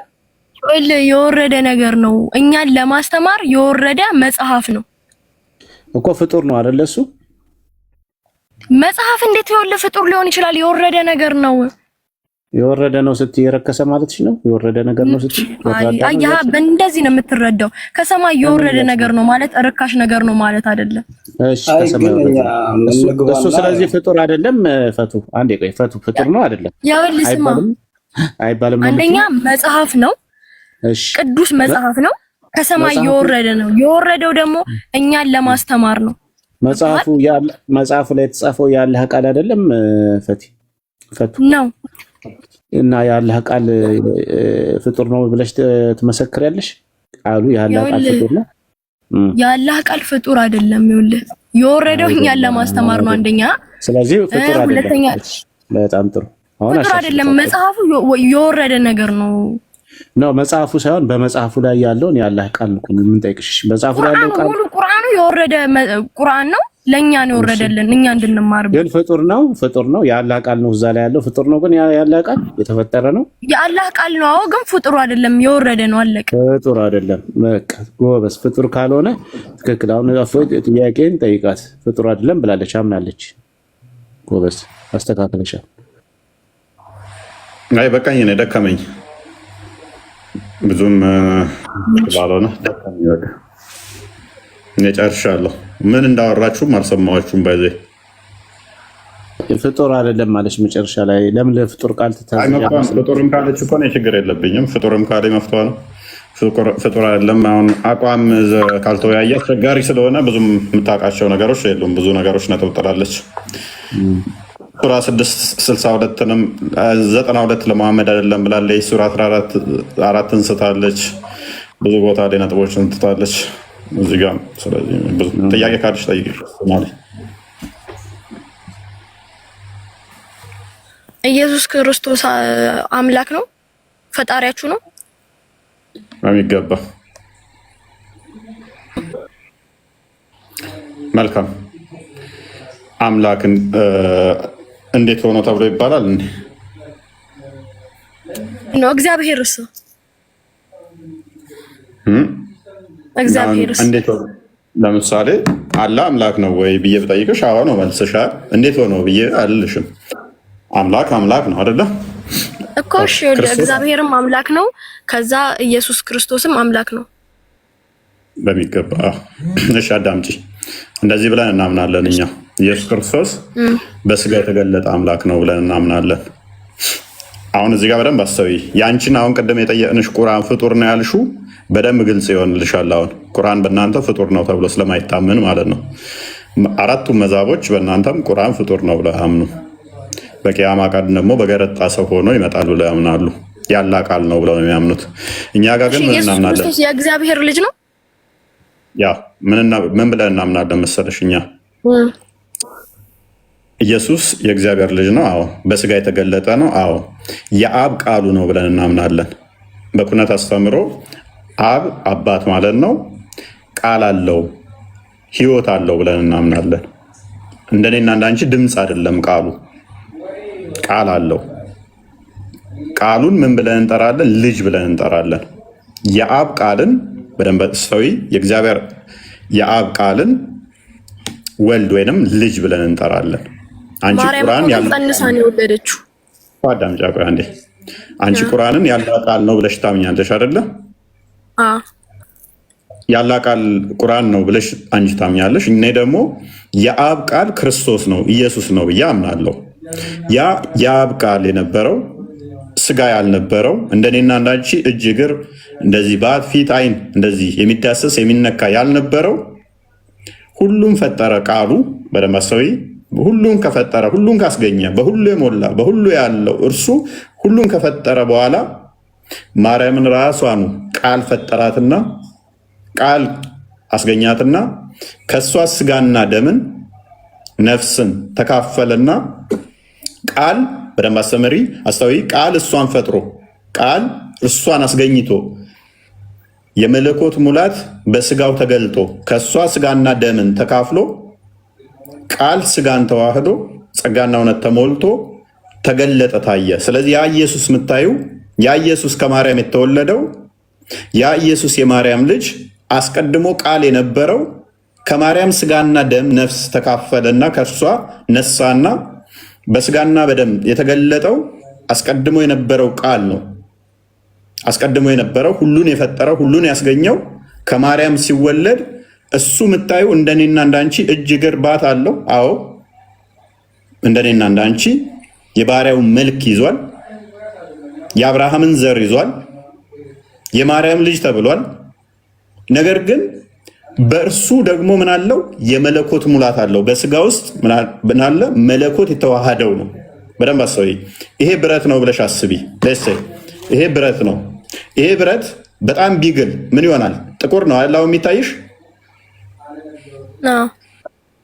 ሲግል ቀይ ፍም ይመስላል አይደል? ይሄ ብረት ጥቁር የሆነው ቀይ ፍም ይሆንና ምን ይሆናል? ብረቱ ቀይ ይሆናል። እሳቱን ገንዘብ ያደርጋል፣ ይዋሃደዋል። ይሄንኛው እሳት ነው፣ ይሄንኛው ብረት ነው ብለሽ አለየውም። ሙሉ ለሙሉ እሳቱ ምን ሆኗል? ከብረቱ ጋር ተዋህዷል አይደለ? ይዋሃዳል። ስለዚህ ብረቱ ግን ብረት ብቻ አይደለም፣ እሳትን ተዋህዷል አይደለ? አው ግሏል። ስለጋለ ያው ጎበዝ። ስለዚህ ምን እናምናለን እኛ? ያ የምታዩ ክርስቶስ በስጋው ምንድነው? የመለኮት ሙላት ያለው ነው። የመለኮት ሙላት ቃል የተዋሃደው ነው። ማን ነው መርየምን እንድትጸንስ ያበሰራት? ገብርኤል ነው ያበሰራት። የላከው ራሱ እግዚአብሔር ነው። እሺ ገብርኤል ምንድነው? ቆይ መልአክ ነው እሱ። እዛ ተሜዳችን በፊት የኛው ኮንሰፕቱ በደንብ ይግባሽ።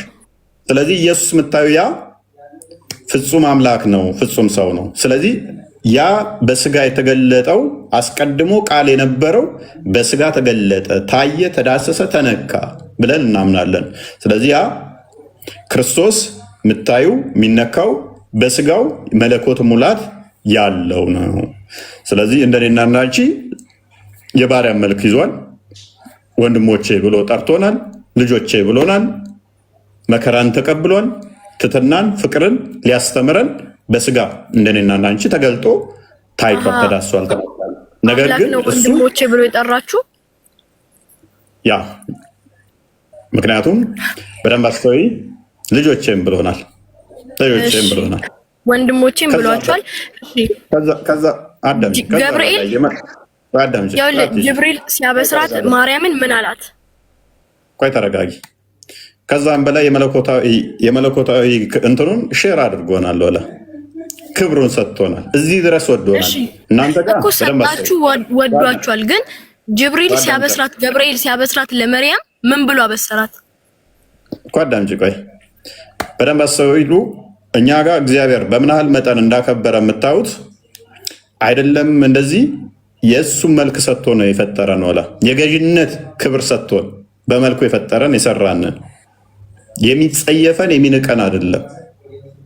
ሲሰራን ሲያበጀን እንኳን ምን የገዥነት መልኩን ሰጥቶናል። በዚህ መጠን አክብሮናል ማለት ነው። አላህ ለሰው ልጅ መገለጥ ደብሮት የተገለጠው ለሙሳ ተገለጠልኝ ስለው ከሱ ይልቅ ለተራራ ተገለጠ። የኛ አምላክ ግን ምን ያህል ፍቅር መሆኑን የምታዩት ሰው አጥፍቶ አምላክም መሆን ሽቶ ሞክሮ ስላልተሳካለት እንደማይሆን ካሳየው በኋላ እርሱ በስጋ ተገልጦ ሎክ የባሪያውን መልክ ይዞ መጥቶ በእነሱ መካከል ተመላልሶ ትትናን ፍቅርን አስተምሮ ቤዛነትን ከፍሎ ምን አለው መሰለህ? ፊትህን ግለጽልኝ ላየ እፈልጋለሁ ሲለው ይሄ ተራራ የኔን ፊት አይቶ የሚቋቋም ከሆነ እገልጽልሃለሁ አለ።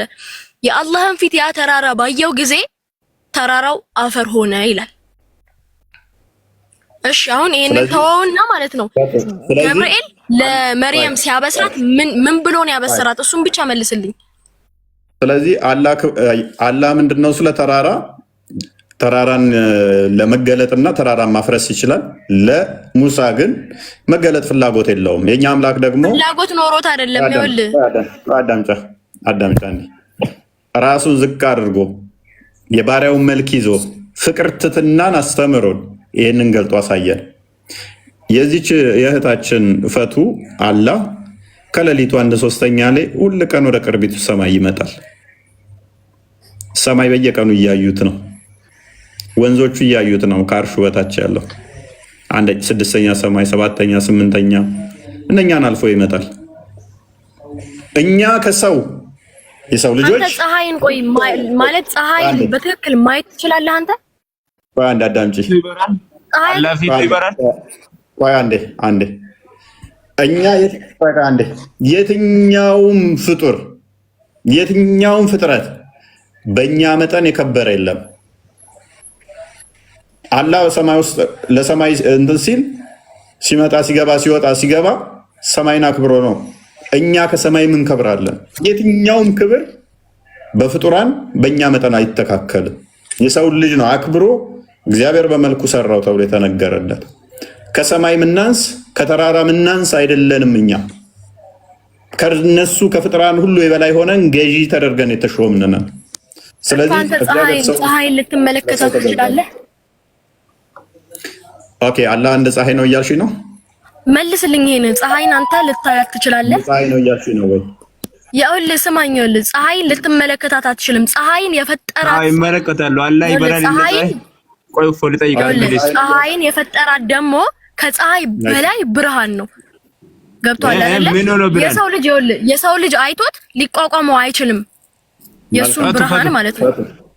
ፈቱ ኦኬ፣ ባንዴ ፕሊስ ልጠይቀው። ቆይ አንዴ እፎይ በእናትህ ባንዴ ትጠይቃለሽ። ቆይ በእናትህ ቆይ አንድ ድል ፈቱ ይበራል እንደ ፊቱ አለ ያላ ፊት ይበራል። ይኸውልህ አልኩህ እኮ ፀሐይ የሰው ልጅ ፀሐይ ላያት አይችልም። ፀሐይ ደግሞ ፀሐይ ስለሚበራ ነው ያላ ፊት ይበራል። ሰማይ ልንገር፣ ፀሐይ ለኛ ምሳሌ ናት። ፀሐይን አይታችሁ ለረጅም ሰዓት ፀሐይን ማየት ከቻላችሁ ይኸውልህ ምን አለው? ፀሐይን ልታያት አትችልም። ይሄ ተራራ የኔን ፊት አይቶ ሊያየው ከቻለ ላንተ ገለጥልሃለሁ አለው። ፊቱ ይበራል ፊቱ ይበራል ወይ ነው ጥያቄ? ኖ ልታየው አትችልም። ከብርሃኑ የተነሳ አንተ ሙይታል። ቆይ በኋላ ተቀጥላለህ። ፊቱ ይበራል ወይ ነው? ፀሐይ ታበራለች፣ እሱ ፊት ይበራል ወይስ እንዴት ነው? እስካሁን ያደረገው ፀሐይ ትበራለች። ከፀሐይም በላይ ነው የሚያበረው። ልታየው ሁላና ልትረዳው አትችልም የሱን ብርሃን። እሺ አሁን ለምን አይበራም? አሁን ያኔ እዛ ወደ ታች መጥቶ ቀርቦት ነው ወይ? አሁን ለምን አይበራም? አሁን ተደብቆ ነው። ለምን አይበራም? ለምን አይበራም? ተራራ ላይ ብቻ እንዴት ይበራል? የተገደበ ቦታ ላይ ብቻ ነው ይበራ አለው። ይኸውልህ ቃል እኮ ነው። ምን አለው? ይሄ ተራራ የኔን ፊት አይቶ ሊቋቋመው ከቻለ ላንተ ፊቴን እገልጽልሃለሁ አለው። ምን ነው የማይቋቋመው? ምን ነው ፊቱ ይበራል ነው ወይስ ምንድን ነው? አልገባኝም። ፋቱ ምንድን ነው እያልሽን አለሽው? ይኸውልህ ይሄ ተራራ የኔን ፊት አይቶ መቋቋም ከቻለ ፊቴን እገልጽልሃለሁ። ይሄን ተራራ ደግሞ ፊቴን አይቶ መቋቋም ካልቻለ ደግሞ ፊቴን ግልጽ አላረግልህም አለው። ተራራው አየው። እሺ አሁንስ የኔን ፊት ማየት ትችላለህ አለው። አልፈልግም በቃ ይቅርብኝ ብሎ አመነ ማለት ነው። ያላ ፊት በርቶበት ነው ፀሐዩ እንትን ተራራው ላይ በርቶበት ነው መጀመሪያ ያላ ፊት ፀሐዩ እንትን ተራራው ጋር በርቶ ነው ያላ ፊት ተራራው ጋር በርቶ ነው ማለት ምን ማለት ነው? አልኩህ እኮ ከተራራ በላይ ነው ብርሃኑ። ብርሃኑ ያላ ብርሃን ተራራ ላይ በርቶ ነው ወይስ አልበራም ነው ጥያቄ እኮ። ይኸውልህ አልኩህ እኮ የትኛውም ፍጡር ሊችለው አይችልም የሱን ጸጋና ብርሃን። ገብቶሃል? እሺ አሁን ለምን ተሻለ? ለምን አይበራብንም? እሺ አሁን ለምን አይበራብንም? እኛ ላይ ለምን አይበራም? የተወሰነ ቦታ ብቻ ነው ይበራ። እሱን የቂያማ ቀን 40 ክንድ ፀሐይ ካንተ ጭንቅላት ታይዋለህ። አሁን ለምን አይበራብንም? የተወሰነ ቦታ ብቻ ነው ማብራት የሚችሉ። ፀሐይ ራሱ ለምን ታደርሳለች? የሱ ደግሞ ተራራ ብቻ ነው የሚደርሰው። የቂያማ ቀን ይበራብሃል። ጊዜ አለው። ሁሉም ነገር ጊዜ አለው። ገብቶሃል? ጊዜ አለው። የቂያማ ቀን ይበራብሃል። ዛሬ ተደብቆ ነው ያለው። ዛሬ እንዳይበራብኝ አንተ ሲጀመር የአይሁድ ጥያቄን የምትጠይቀው ልብህም ደርቋል። አንደኛህን አይደለም ክፈር። አንደኛህን ተረጋግ። ቆይ ከፍር አንቺ አታከፍሪኝም። ቆይ ተረጋግ።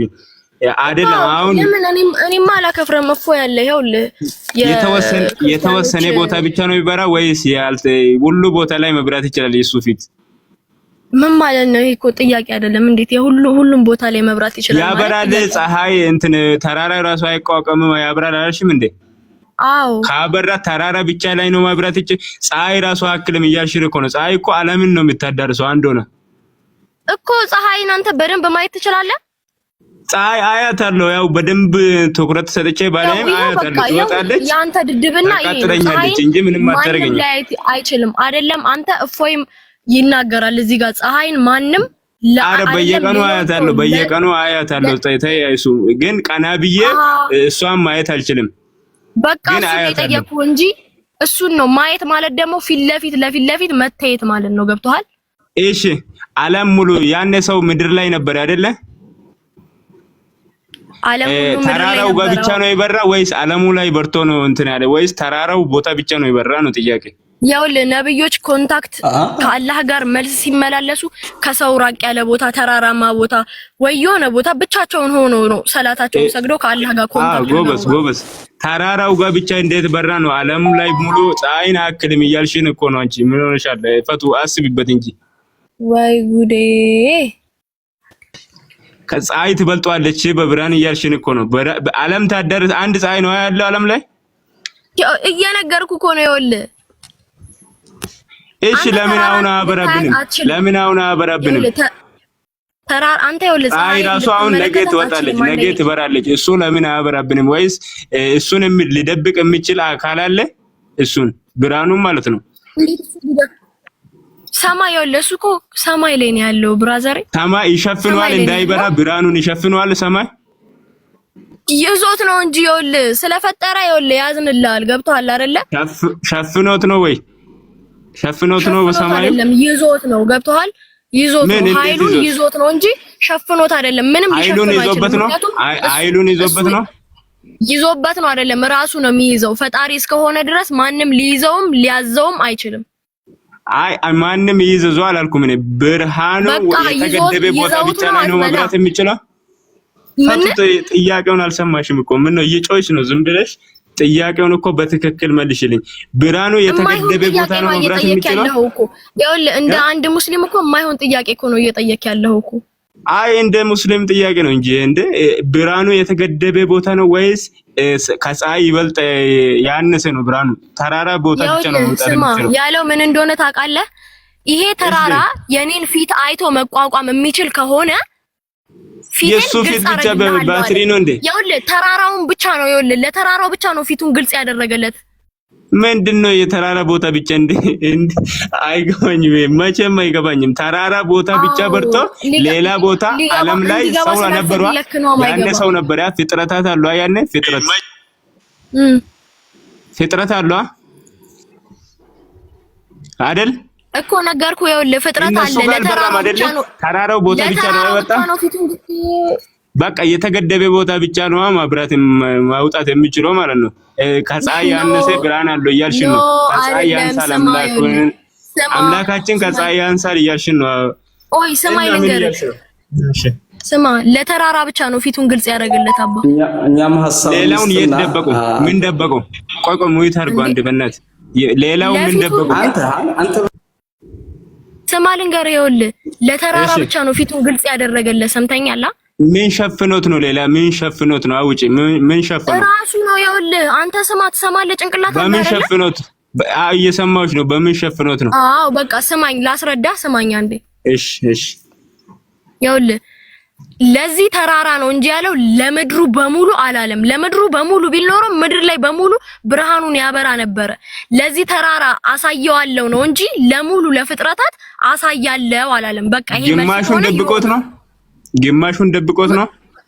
ይኸውልህ ደብቆት አይደለም። ለዛ ተራራ ነው ግልጽ አደርጋለሁ ያለው። አባ ምንድን ነው የምትለው? አባ አይደለም እኔ ገና ወጣት ነኝ። ቆይ ስሚኝ የምልሽ ገና ፊቱን ትንሽዬ አብርቶበት ነው ወይስ እንደገባኝ ያስረጅኝ እንጂ ትንሽዬ አብርቶበት ሌላ አስቀርቶ ነው? ይኸውልህ አስተካከል። ይኸውልህ ያለው ምንድነው መሰለ?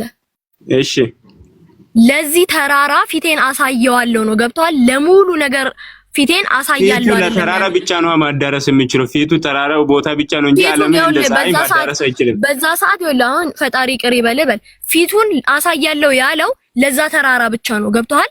ለተራራው ቃል ገብቶለት እሺ ተራራው ምንድነው ያለው? እንደዛማ ከሆነ ይኸውልህ እሺ ስማኝ አንድ መልስ ልመልስልሽ። አሁን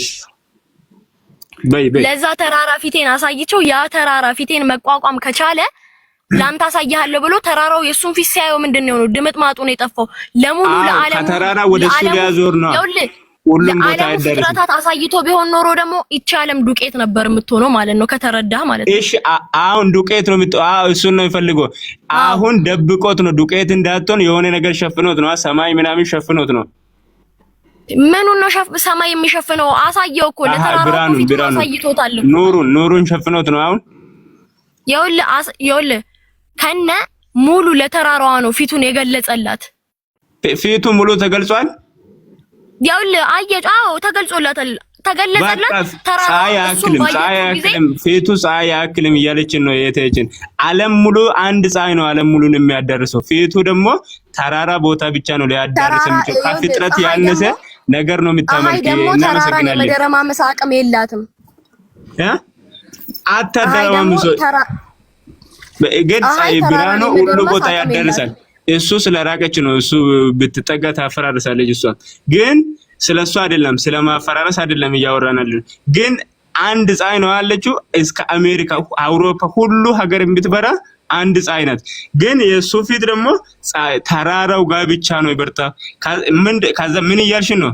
ፀሐይ ከሱ ትበልጣለች። ለተራራው ብቻ ነው ግልጽ ነው። ለሙሉ ነገር እስከ አሜሪካ ድረስ ሳይሆን ለተራራው ብቻ ነው ግልጽ ነው። እየመለስሽ አይደለም። በቃ እናመሰግናለን። እሺ ከፀሐይ ያንሳል እያልሽን ነው። እሺ እናመሰግናለን። በዚሁ ላይ አላህ ሰማይ ላይ ነው ቅድም ብለሻል እህታችን። ኦኬ ከሰማይ ላይ ሆኖ ነው ፊቱን ለተራራው የገለጸው። አዎ ስለዚህ ስፔስ አለ አይደለ? ከሰማይ ምድር ድረስ ያውልህ ግልጽ አደረገለት፣ ለተራራው ግልጽ አደረገለት ፊቱን። ተስማማል። ስለዚህ ሰማይ ላይ ሆኖ ፊቱን እንደዚህ ያሳየው ለተራራው። ከዛ በተራራው ትይዩ ሆኖ በተራራው አናት ቆሞ ነው ያሳየው ወይንስ በሌላ ለምሳሌ እዚህ ኢትዮጵያ ሆኖ እዛ እስራኤል ላለ ነው ተራራ ነው ያሳየው? ኖ ሰማይ ላይ ነው ያለው። በሰማይ ላይ ሆኖ ነው ንግግሩን እያደረገ ያለው እኮ። የቱ ጋር ፊቱን እንዴት እንደዚህ ዲያጎናል ሆኖ ነው ወይንስ ስትሬት እንደዚህ ቀጥታ ነው ፊቱን ያሳየው? ቀጥታ ይኸውልህ ለተራራው ብቻ ነው ፊቱን ግልጽ ያደረገው፣ ለማንም አይደለም ፊቱን ግልጽ ያደረገው። አላህ ቀጥታ በተራራው አናት ላይ ሆኖ እንደዚህ ፊቱን ገልጦ አሳየው። አዎ ኦኬ። ከተራራው እስከ ሰማይ ድረስ ስፔስ አለ አይደለ?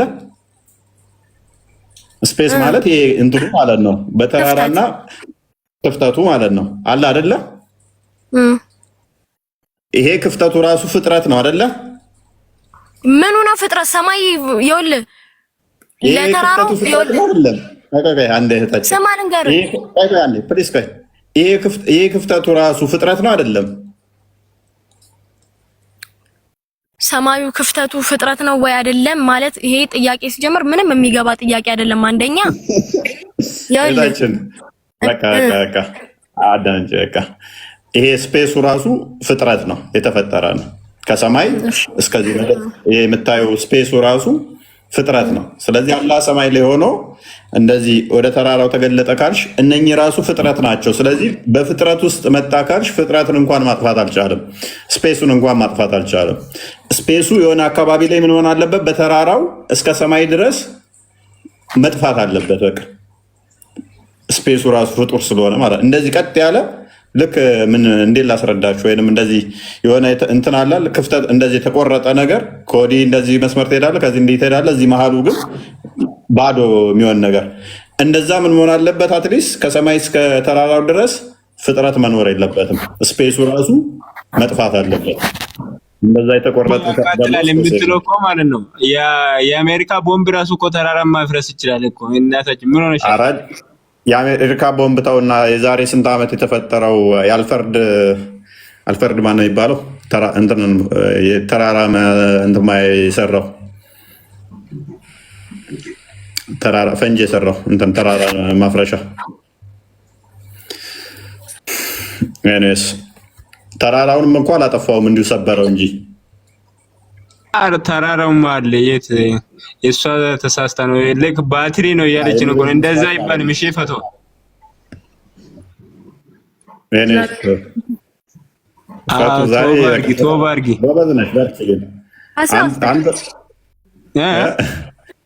አንተ አባሽ ስለሆንክ እኔ ተቡታለሁኝ እዚህ ጋር በምንም ምን ተቡታለሁ? ምን አንቺ እንደ ባትሪ ይበላል አልሽ? አንቺ ቶብሽ እንጂ ይሄ ለፈጣሪ አይገባም። ቃልህን አስተካክል። እሺ ፀሐይ ትበልጧለች እኮ አንቺ እንደምታወሪ ከሆነ እኮ ፀሐይ ትበልጧለች። አንድ ቦታ ብቻ ነው እሱ ማብራት የሚችለው። ይኸውልህ አትከራከር። እዚህ ጋር ምክርክር አይደለም።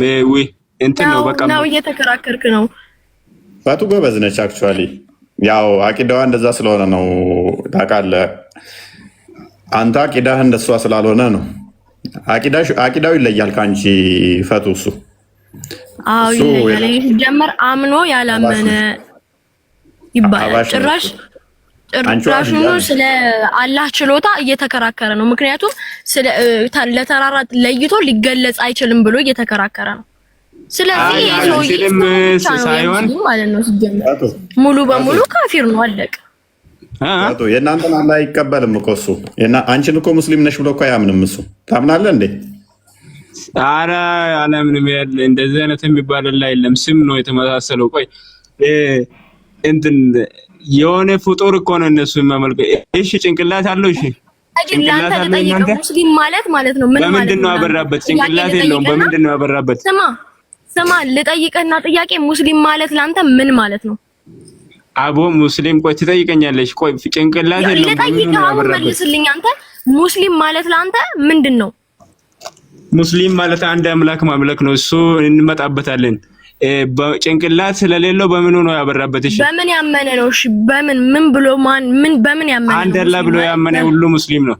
አንድ አላህ ብሎ ያመነ ሙስሊም ነው። አየህ አይደለ? አንድ አላህ ብሎ ያመነ አይደለም። ላኢላሃ ኢላላህ ብሎ ያመነ ላኢላሃ ኢላላህ በቃ መመለስ አችልም። ገብቷል አይደለ? ቆይ እሱ አይደለም አሁን ጥያቄ። አንድ አላህ ብሎ ያመነ ሁሉ ሙስሊም እንደሆነ ያሳይሻለሁ። ግን ጭንቅላት የለውም። ምን ሆኖ ይበራ ወደ ተራራ? አስተግፊሩላህ ማልሽን አስተግፊሩላህ ትላለች እንዴ? ጭንቅላት የለውም። ምን ሆኖ ፊቱ ብቻ ነው ይበራ? ጭንቅላት የለውም እኮ። አንተ በምን እርግጠኛ ሆንክ ጭንቅላት እንደሌለው? ለአንተ ጭንቅላት ይሰጣህ አንድ ከአዲስ ማለት ነው ከቁርአን ከአዲስ ጭንቅላት አለው የሚል አምጪ። የለም አይደለም ጭንቅላት አለው። የኛ አይነት ጭንቅላት አይደለም ያለው። እሺ ራሱን የሚመስል ጭንቅላት አለው የሚል አምጪ። እሺ ራሱን ከራሱ ጋር የሚሄድ ትልቅዬ ለዚህ ጋር እኮ ይኸውልህ ከፀሐይ በላይ ትልቅዬ የሆነ ገብቷል። አላህን ያየው ስለሌለ እዚህ ጋር አይደለም። እሺ አሁን እጅ አለው ብለሽ ታምናለሽ? እጁን ያየ ሰው አለ? እጅ አለው እግር አለው ብለሽ ታምናለሽ? እግሩን ያየ ሰው አለ? ሙሽሪክ ነው። ኧረ ተይ ከሌላ ሰው ጋር ነይ ወደዚህ። እጁን ያየ ሰው አለ? እግሩንና እጁ አይቷል ሰው? አይደለም እጅና እግሩን ቀርቶ ማለት ነው ሙሉ ሰውነቱን ያየው የለም። ገብቷል። ምክንያቱም እሱ ፈጣሪ ስለሆነ ድረስ እግሩን እንዴት አመንሽ? ጭንቅላቱን እንዴት አታውቂም? ጭንቅላቱን እግሩን እንዴት አወቅሽ? እጁን እንዴት አወቅሽ? ጭንቅላቱን እንዴት አላወቅሽ? አሁንም እኮ እያልኩ እኮ ነው። ሙሉ ራሱን የሚመስል አይደለም አካሉ። ከራሱ ጋር የሚመሳሰል ጭንቅላት አለው የሚል አምጪሽ። ከራሱ ጋር ራሱን የሚመስል ወይ ትልቅዬ ወይ ባልዴማክ ወይ እንደፈለግሽው አምጪ። እንደዛ የሚል እስቲ ቃልህን አስተካክል። መጀመሪያ አንደኛ ነገር አይደለም አምጪ አንተ ባልዲ ባልዲ ምን ያክል ይላል? እሺ ትልቅዬ ከፀሐይ ትልቅ ሆነ ራሱን የሚመስል አለው። እሺ አምጪ። ይኸውልህ አንደኛ ነገር ቁርአን አልያዝኩኝም እኔ። እሺ እኔ አወጣልሻለሁ። ስንት ሱራ ላይ ነው ጭንቅላት ራስን የሚመስል አለኝ የሚለው? እኔ አወጣልሻለሁ። አውጣ እስቲ ቪዲዮ አብራና እስቲ አንተ ቁርአን ይዘህ እያወራህ እንደሆነ ራሱ ማረጋገጫ አውጣ። ምክንያቱም ላሳይሽ ቁርአን እንደያዝኩ ላሳይሽ። እሺ አሳይሽ። አዎ አሳየኝ። እሺ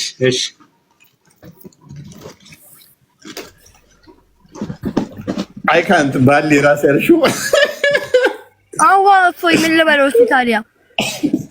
አሬ መሽሽ ስማ ፎይ ወላ አንደኛ ነገር ይሄ ልጅ ሙስሊም ከሆነ እስቲ ትልቅ የሚሆን ነገር ብሎ ባልዲ ብሎ በባልዲ መመሰል ማለት ምን የሚሉት ነው? ይሄ እኮ ድድብና ራሱን የቻለ ትልቅ ድድብና ነው። ድድብና አይደለም። ቆይ ተረጋጊ ነው እንጂ ፈጣሪን ራሱ እስቲ ባልዲም ከሆነ ብሎ በባልዲ መመሰል ማለት ትልቅ ድድብና ነው ራሱን የቻለ። እሺ ፀሐይ የሚያክል ልበልሽ? እሺ ፀሐይ የሚያክል አለው? ከፀሐይ የበለጠ ፀሐይን በምን ትመዝናት ትችላለህ? ፀሐይን ትመዝናታለህ? እሺ ከፀሐይ የበለጠ እሺ ቁርአን ነው እኮ ይኸውልህ ፀሐይን ትመዝናታለህ? ፀሐይን ትመዝናታለህ ወይ? እኔ መቼ መዘንኩኝ? አሁን ይሄ ቁርአን ነው። ገልብጠዋል ባይዘው።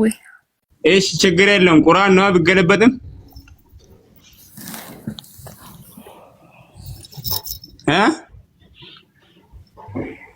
ራሱን የሚመስል ጭንቅላት አለው የሚል አለ?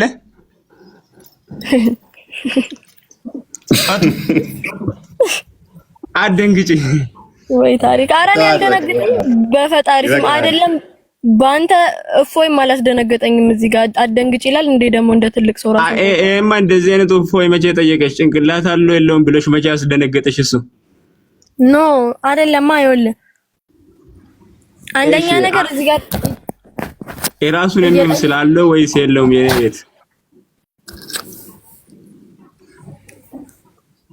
ስማ የለውም ወይስ አለው? እሺ ሰማለሁ።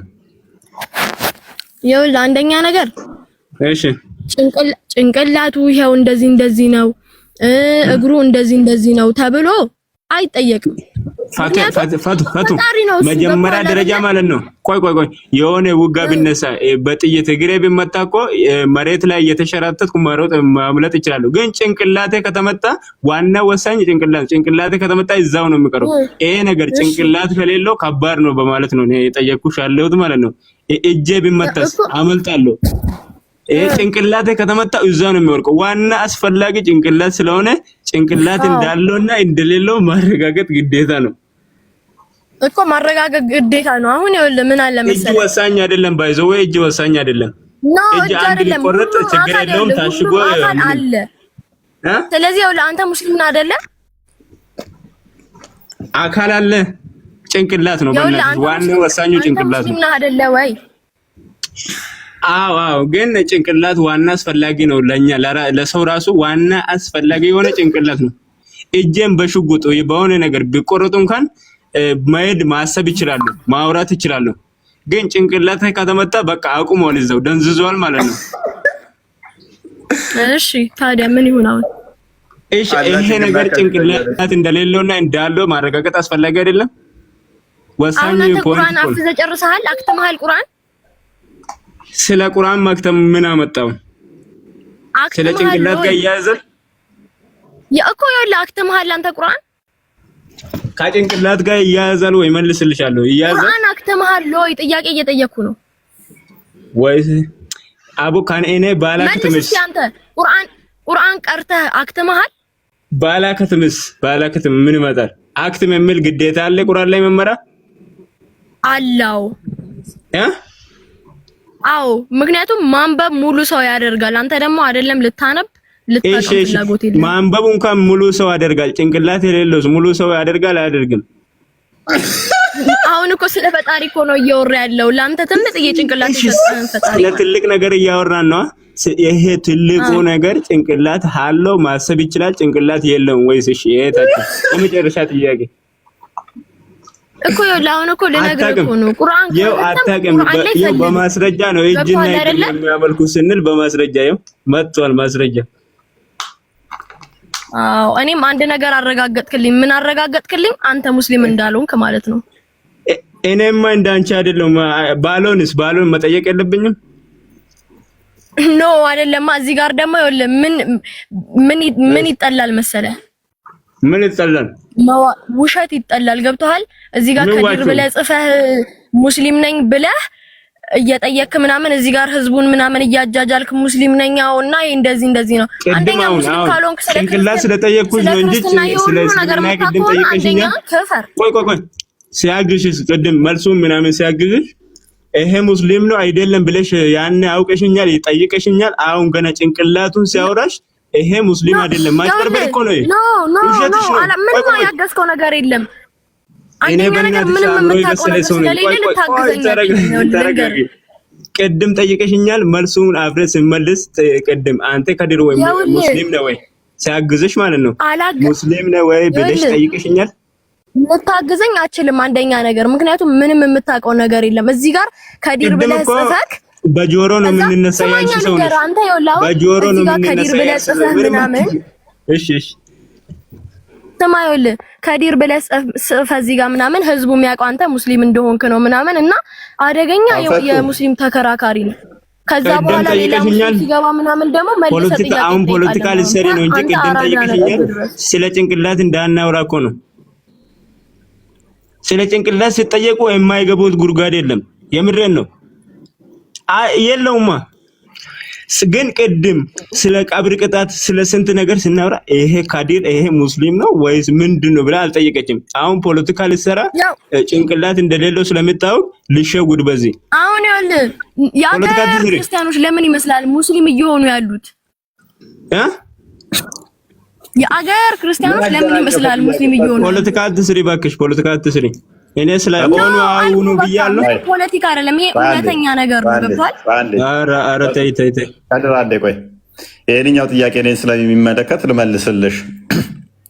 የአገር ክርስቲያኖች ሙስሊም ከሆኑ መጽሐፍ ቅዱስ እንዲህ ይላል፣ መጨረሻው ዘመን ላይ የአጋንንትን ትምህርት እየሰሙ ሰዎች ሃይማኖትን ይቀይራሉ፣ ሐሰተኛ ነብይ ይከተላሉ፣ ከክርስትና ይወጣሉ ይላል። ስለዚህ የአጋንንትን ትምህርት ሰምተው ነው። እሺ እኛ ደግሞ ማለት ነው የኛ መሐመድ ደግሞ ትምህርት ሲያስተምር ምን እንደሚል ታውቃለህ?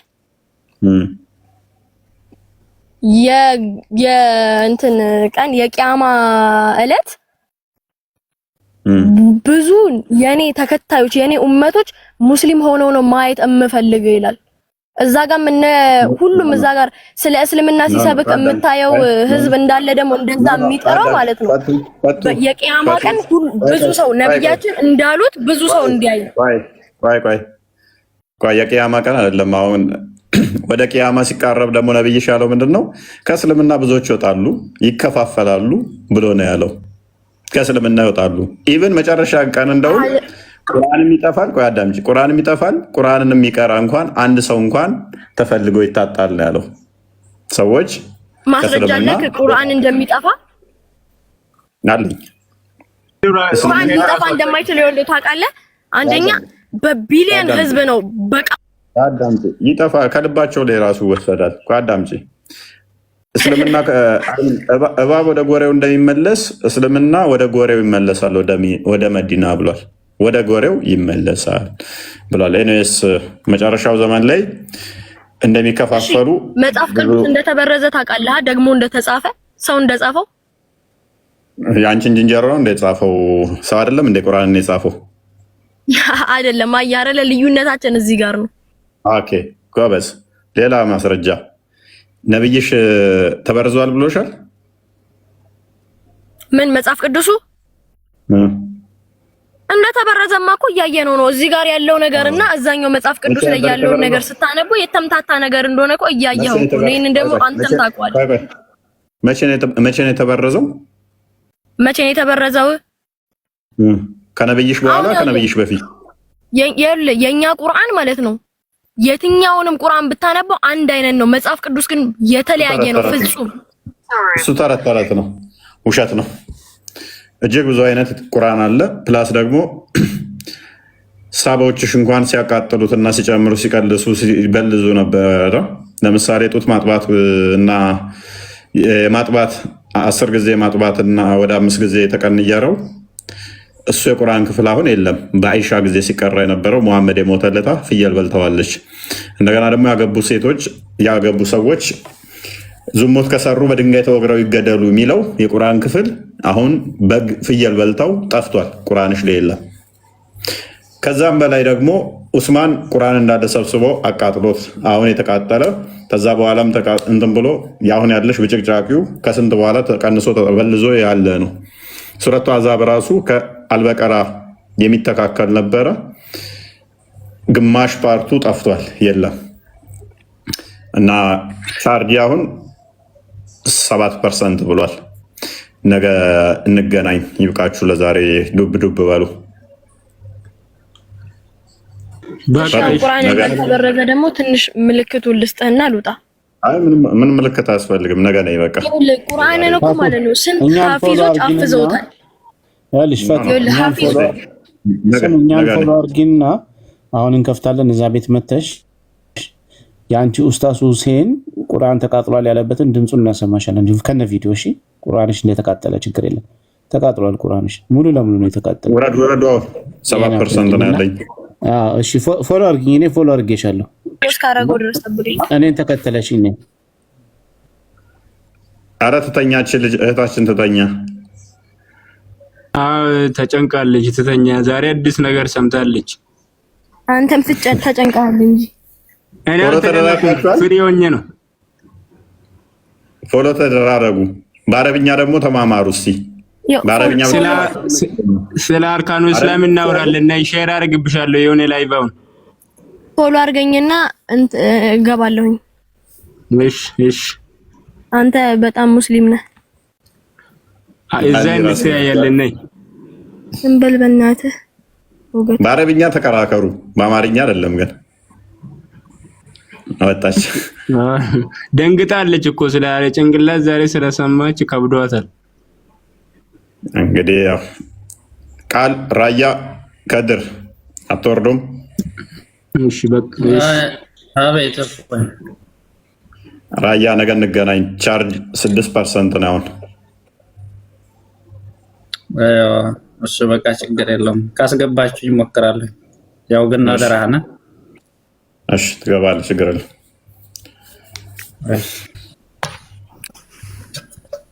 ከድር ነው ዛሬ ረጅም ሰዓት ያዘው። ከድር ቶፒካችን አንተ ሆነሃል ዛሬ ቤቱ ባለቤት። አዎ አንዳንዴ እኮ ያስፈልጋል። ለምን ውሸታቸው እንድታወቅ ያስፈልጋል እኮ አንዳንዴ ጊዜ መስጠት እንደውን ጊዜ ይታወቅ ውሸታቸው። ለምንድን ነው እናንተ በደንብ ማሰሩት? አረ እኮ ይሳደባሉ በውስጥ። አሁን ስንት ሰው አሁን እንገላሉ ብለው ይጽፋሉ። አንገት በመቁረጥ ነው የሚያምኑት። ያው እንግዲህ ጠንካራ በላይ ሰው ጽፎብኛል አሁን ውስጥ ላይ ማለት ነው። የምር አባሽና ባብያ ስልክ ላክ የት ነህ? መስኪታችሁን ነጠቋችሁ በባሌም ብለው እኮ እናንተ ችላ ስትሉ የሆነ ጊዜ አለ። አሁን የደረስነት ጊዜ የሆነ አረር አለና እዛ እንደባደባለን። ይፈሩናል፣ በእኛ መንገድ አያልፉም እና እንቀጠቅጣቸዋለን። የዋብያ ልጆች ካየን እነሱም መንገዳቸው ላይ ጠብቀው አይለቁንም። ስለዚህ አባሽ በዚህ ከሄደ ዋብያ በዚህ ነው እንጂ አብራችሁ አንድ መስመር አትሄዱም። አዎ አይሄዱም። አሁን አርህማኑ አለላሽስቷ ብሎ በራቸው ላይ ምልክት እንደ ምልክት እዛውን አረር ይጽፋሉ።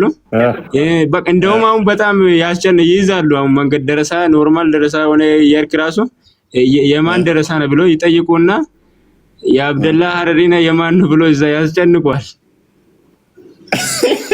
ከዛ ከሌኔን ካልክ የነሱ አቂዳ ማትከተል ተሆነ ትቀጠቀጣለህ። ኧረ ይመቻችሁ። አስባል ተማሪ መንገድ ላይ ጠብቀ አንተ ከሌና ተብለህ ስትደባደብ አሪመንበር ይሄንን ልጅ ሆኜ ሰኔ 30 ላይ ትምህርት ቤት የተጣላኸው ካለ ሰኔ 30 ይድረስ ትላለህ። ሰኔ 30 ሲደረስ ኩው አድርገኸው ሮጠህ ትሄዳለህ። አትገናኝም፣ 2 ወር ምናምን አትገናኝም። እንደዛ ነገር አደረጋችሁት። መስመር መንገድ ላይ ይታስባል። ከባድ ነው። ማንኛውም ነገር እንገናኝ። እሷን ዛሬ ረጅም ሰዓት ላይ ነው። ረጅም ሰዓት ቆያል። ረጅም ሰዓት እና ደህና ደሩ።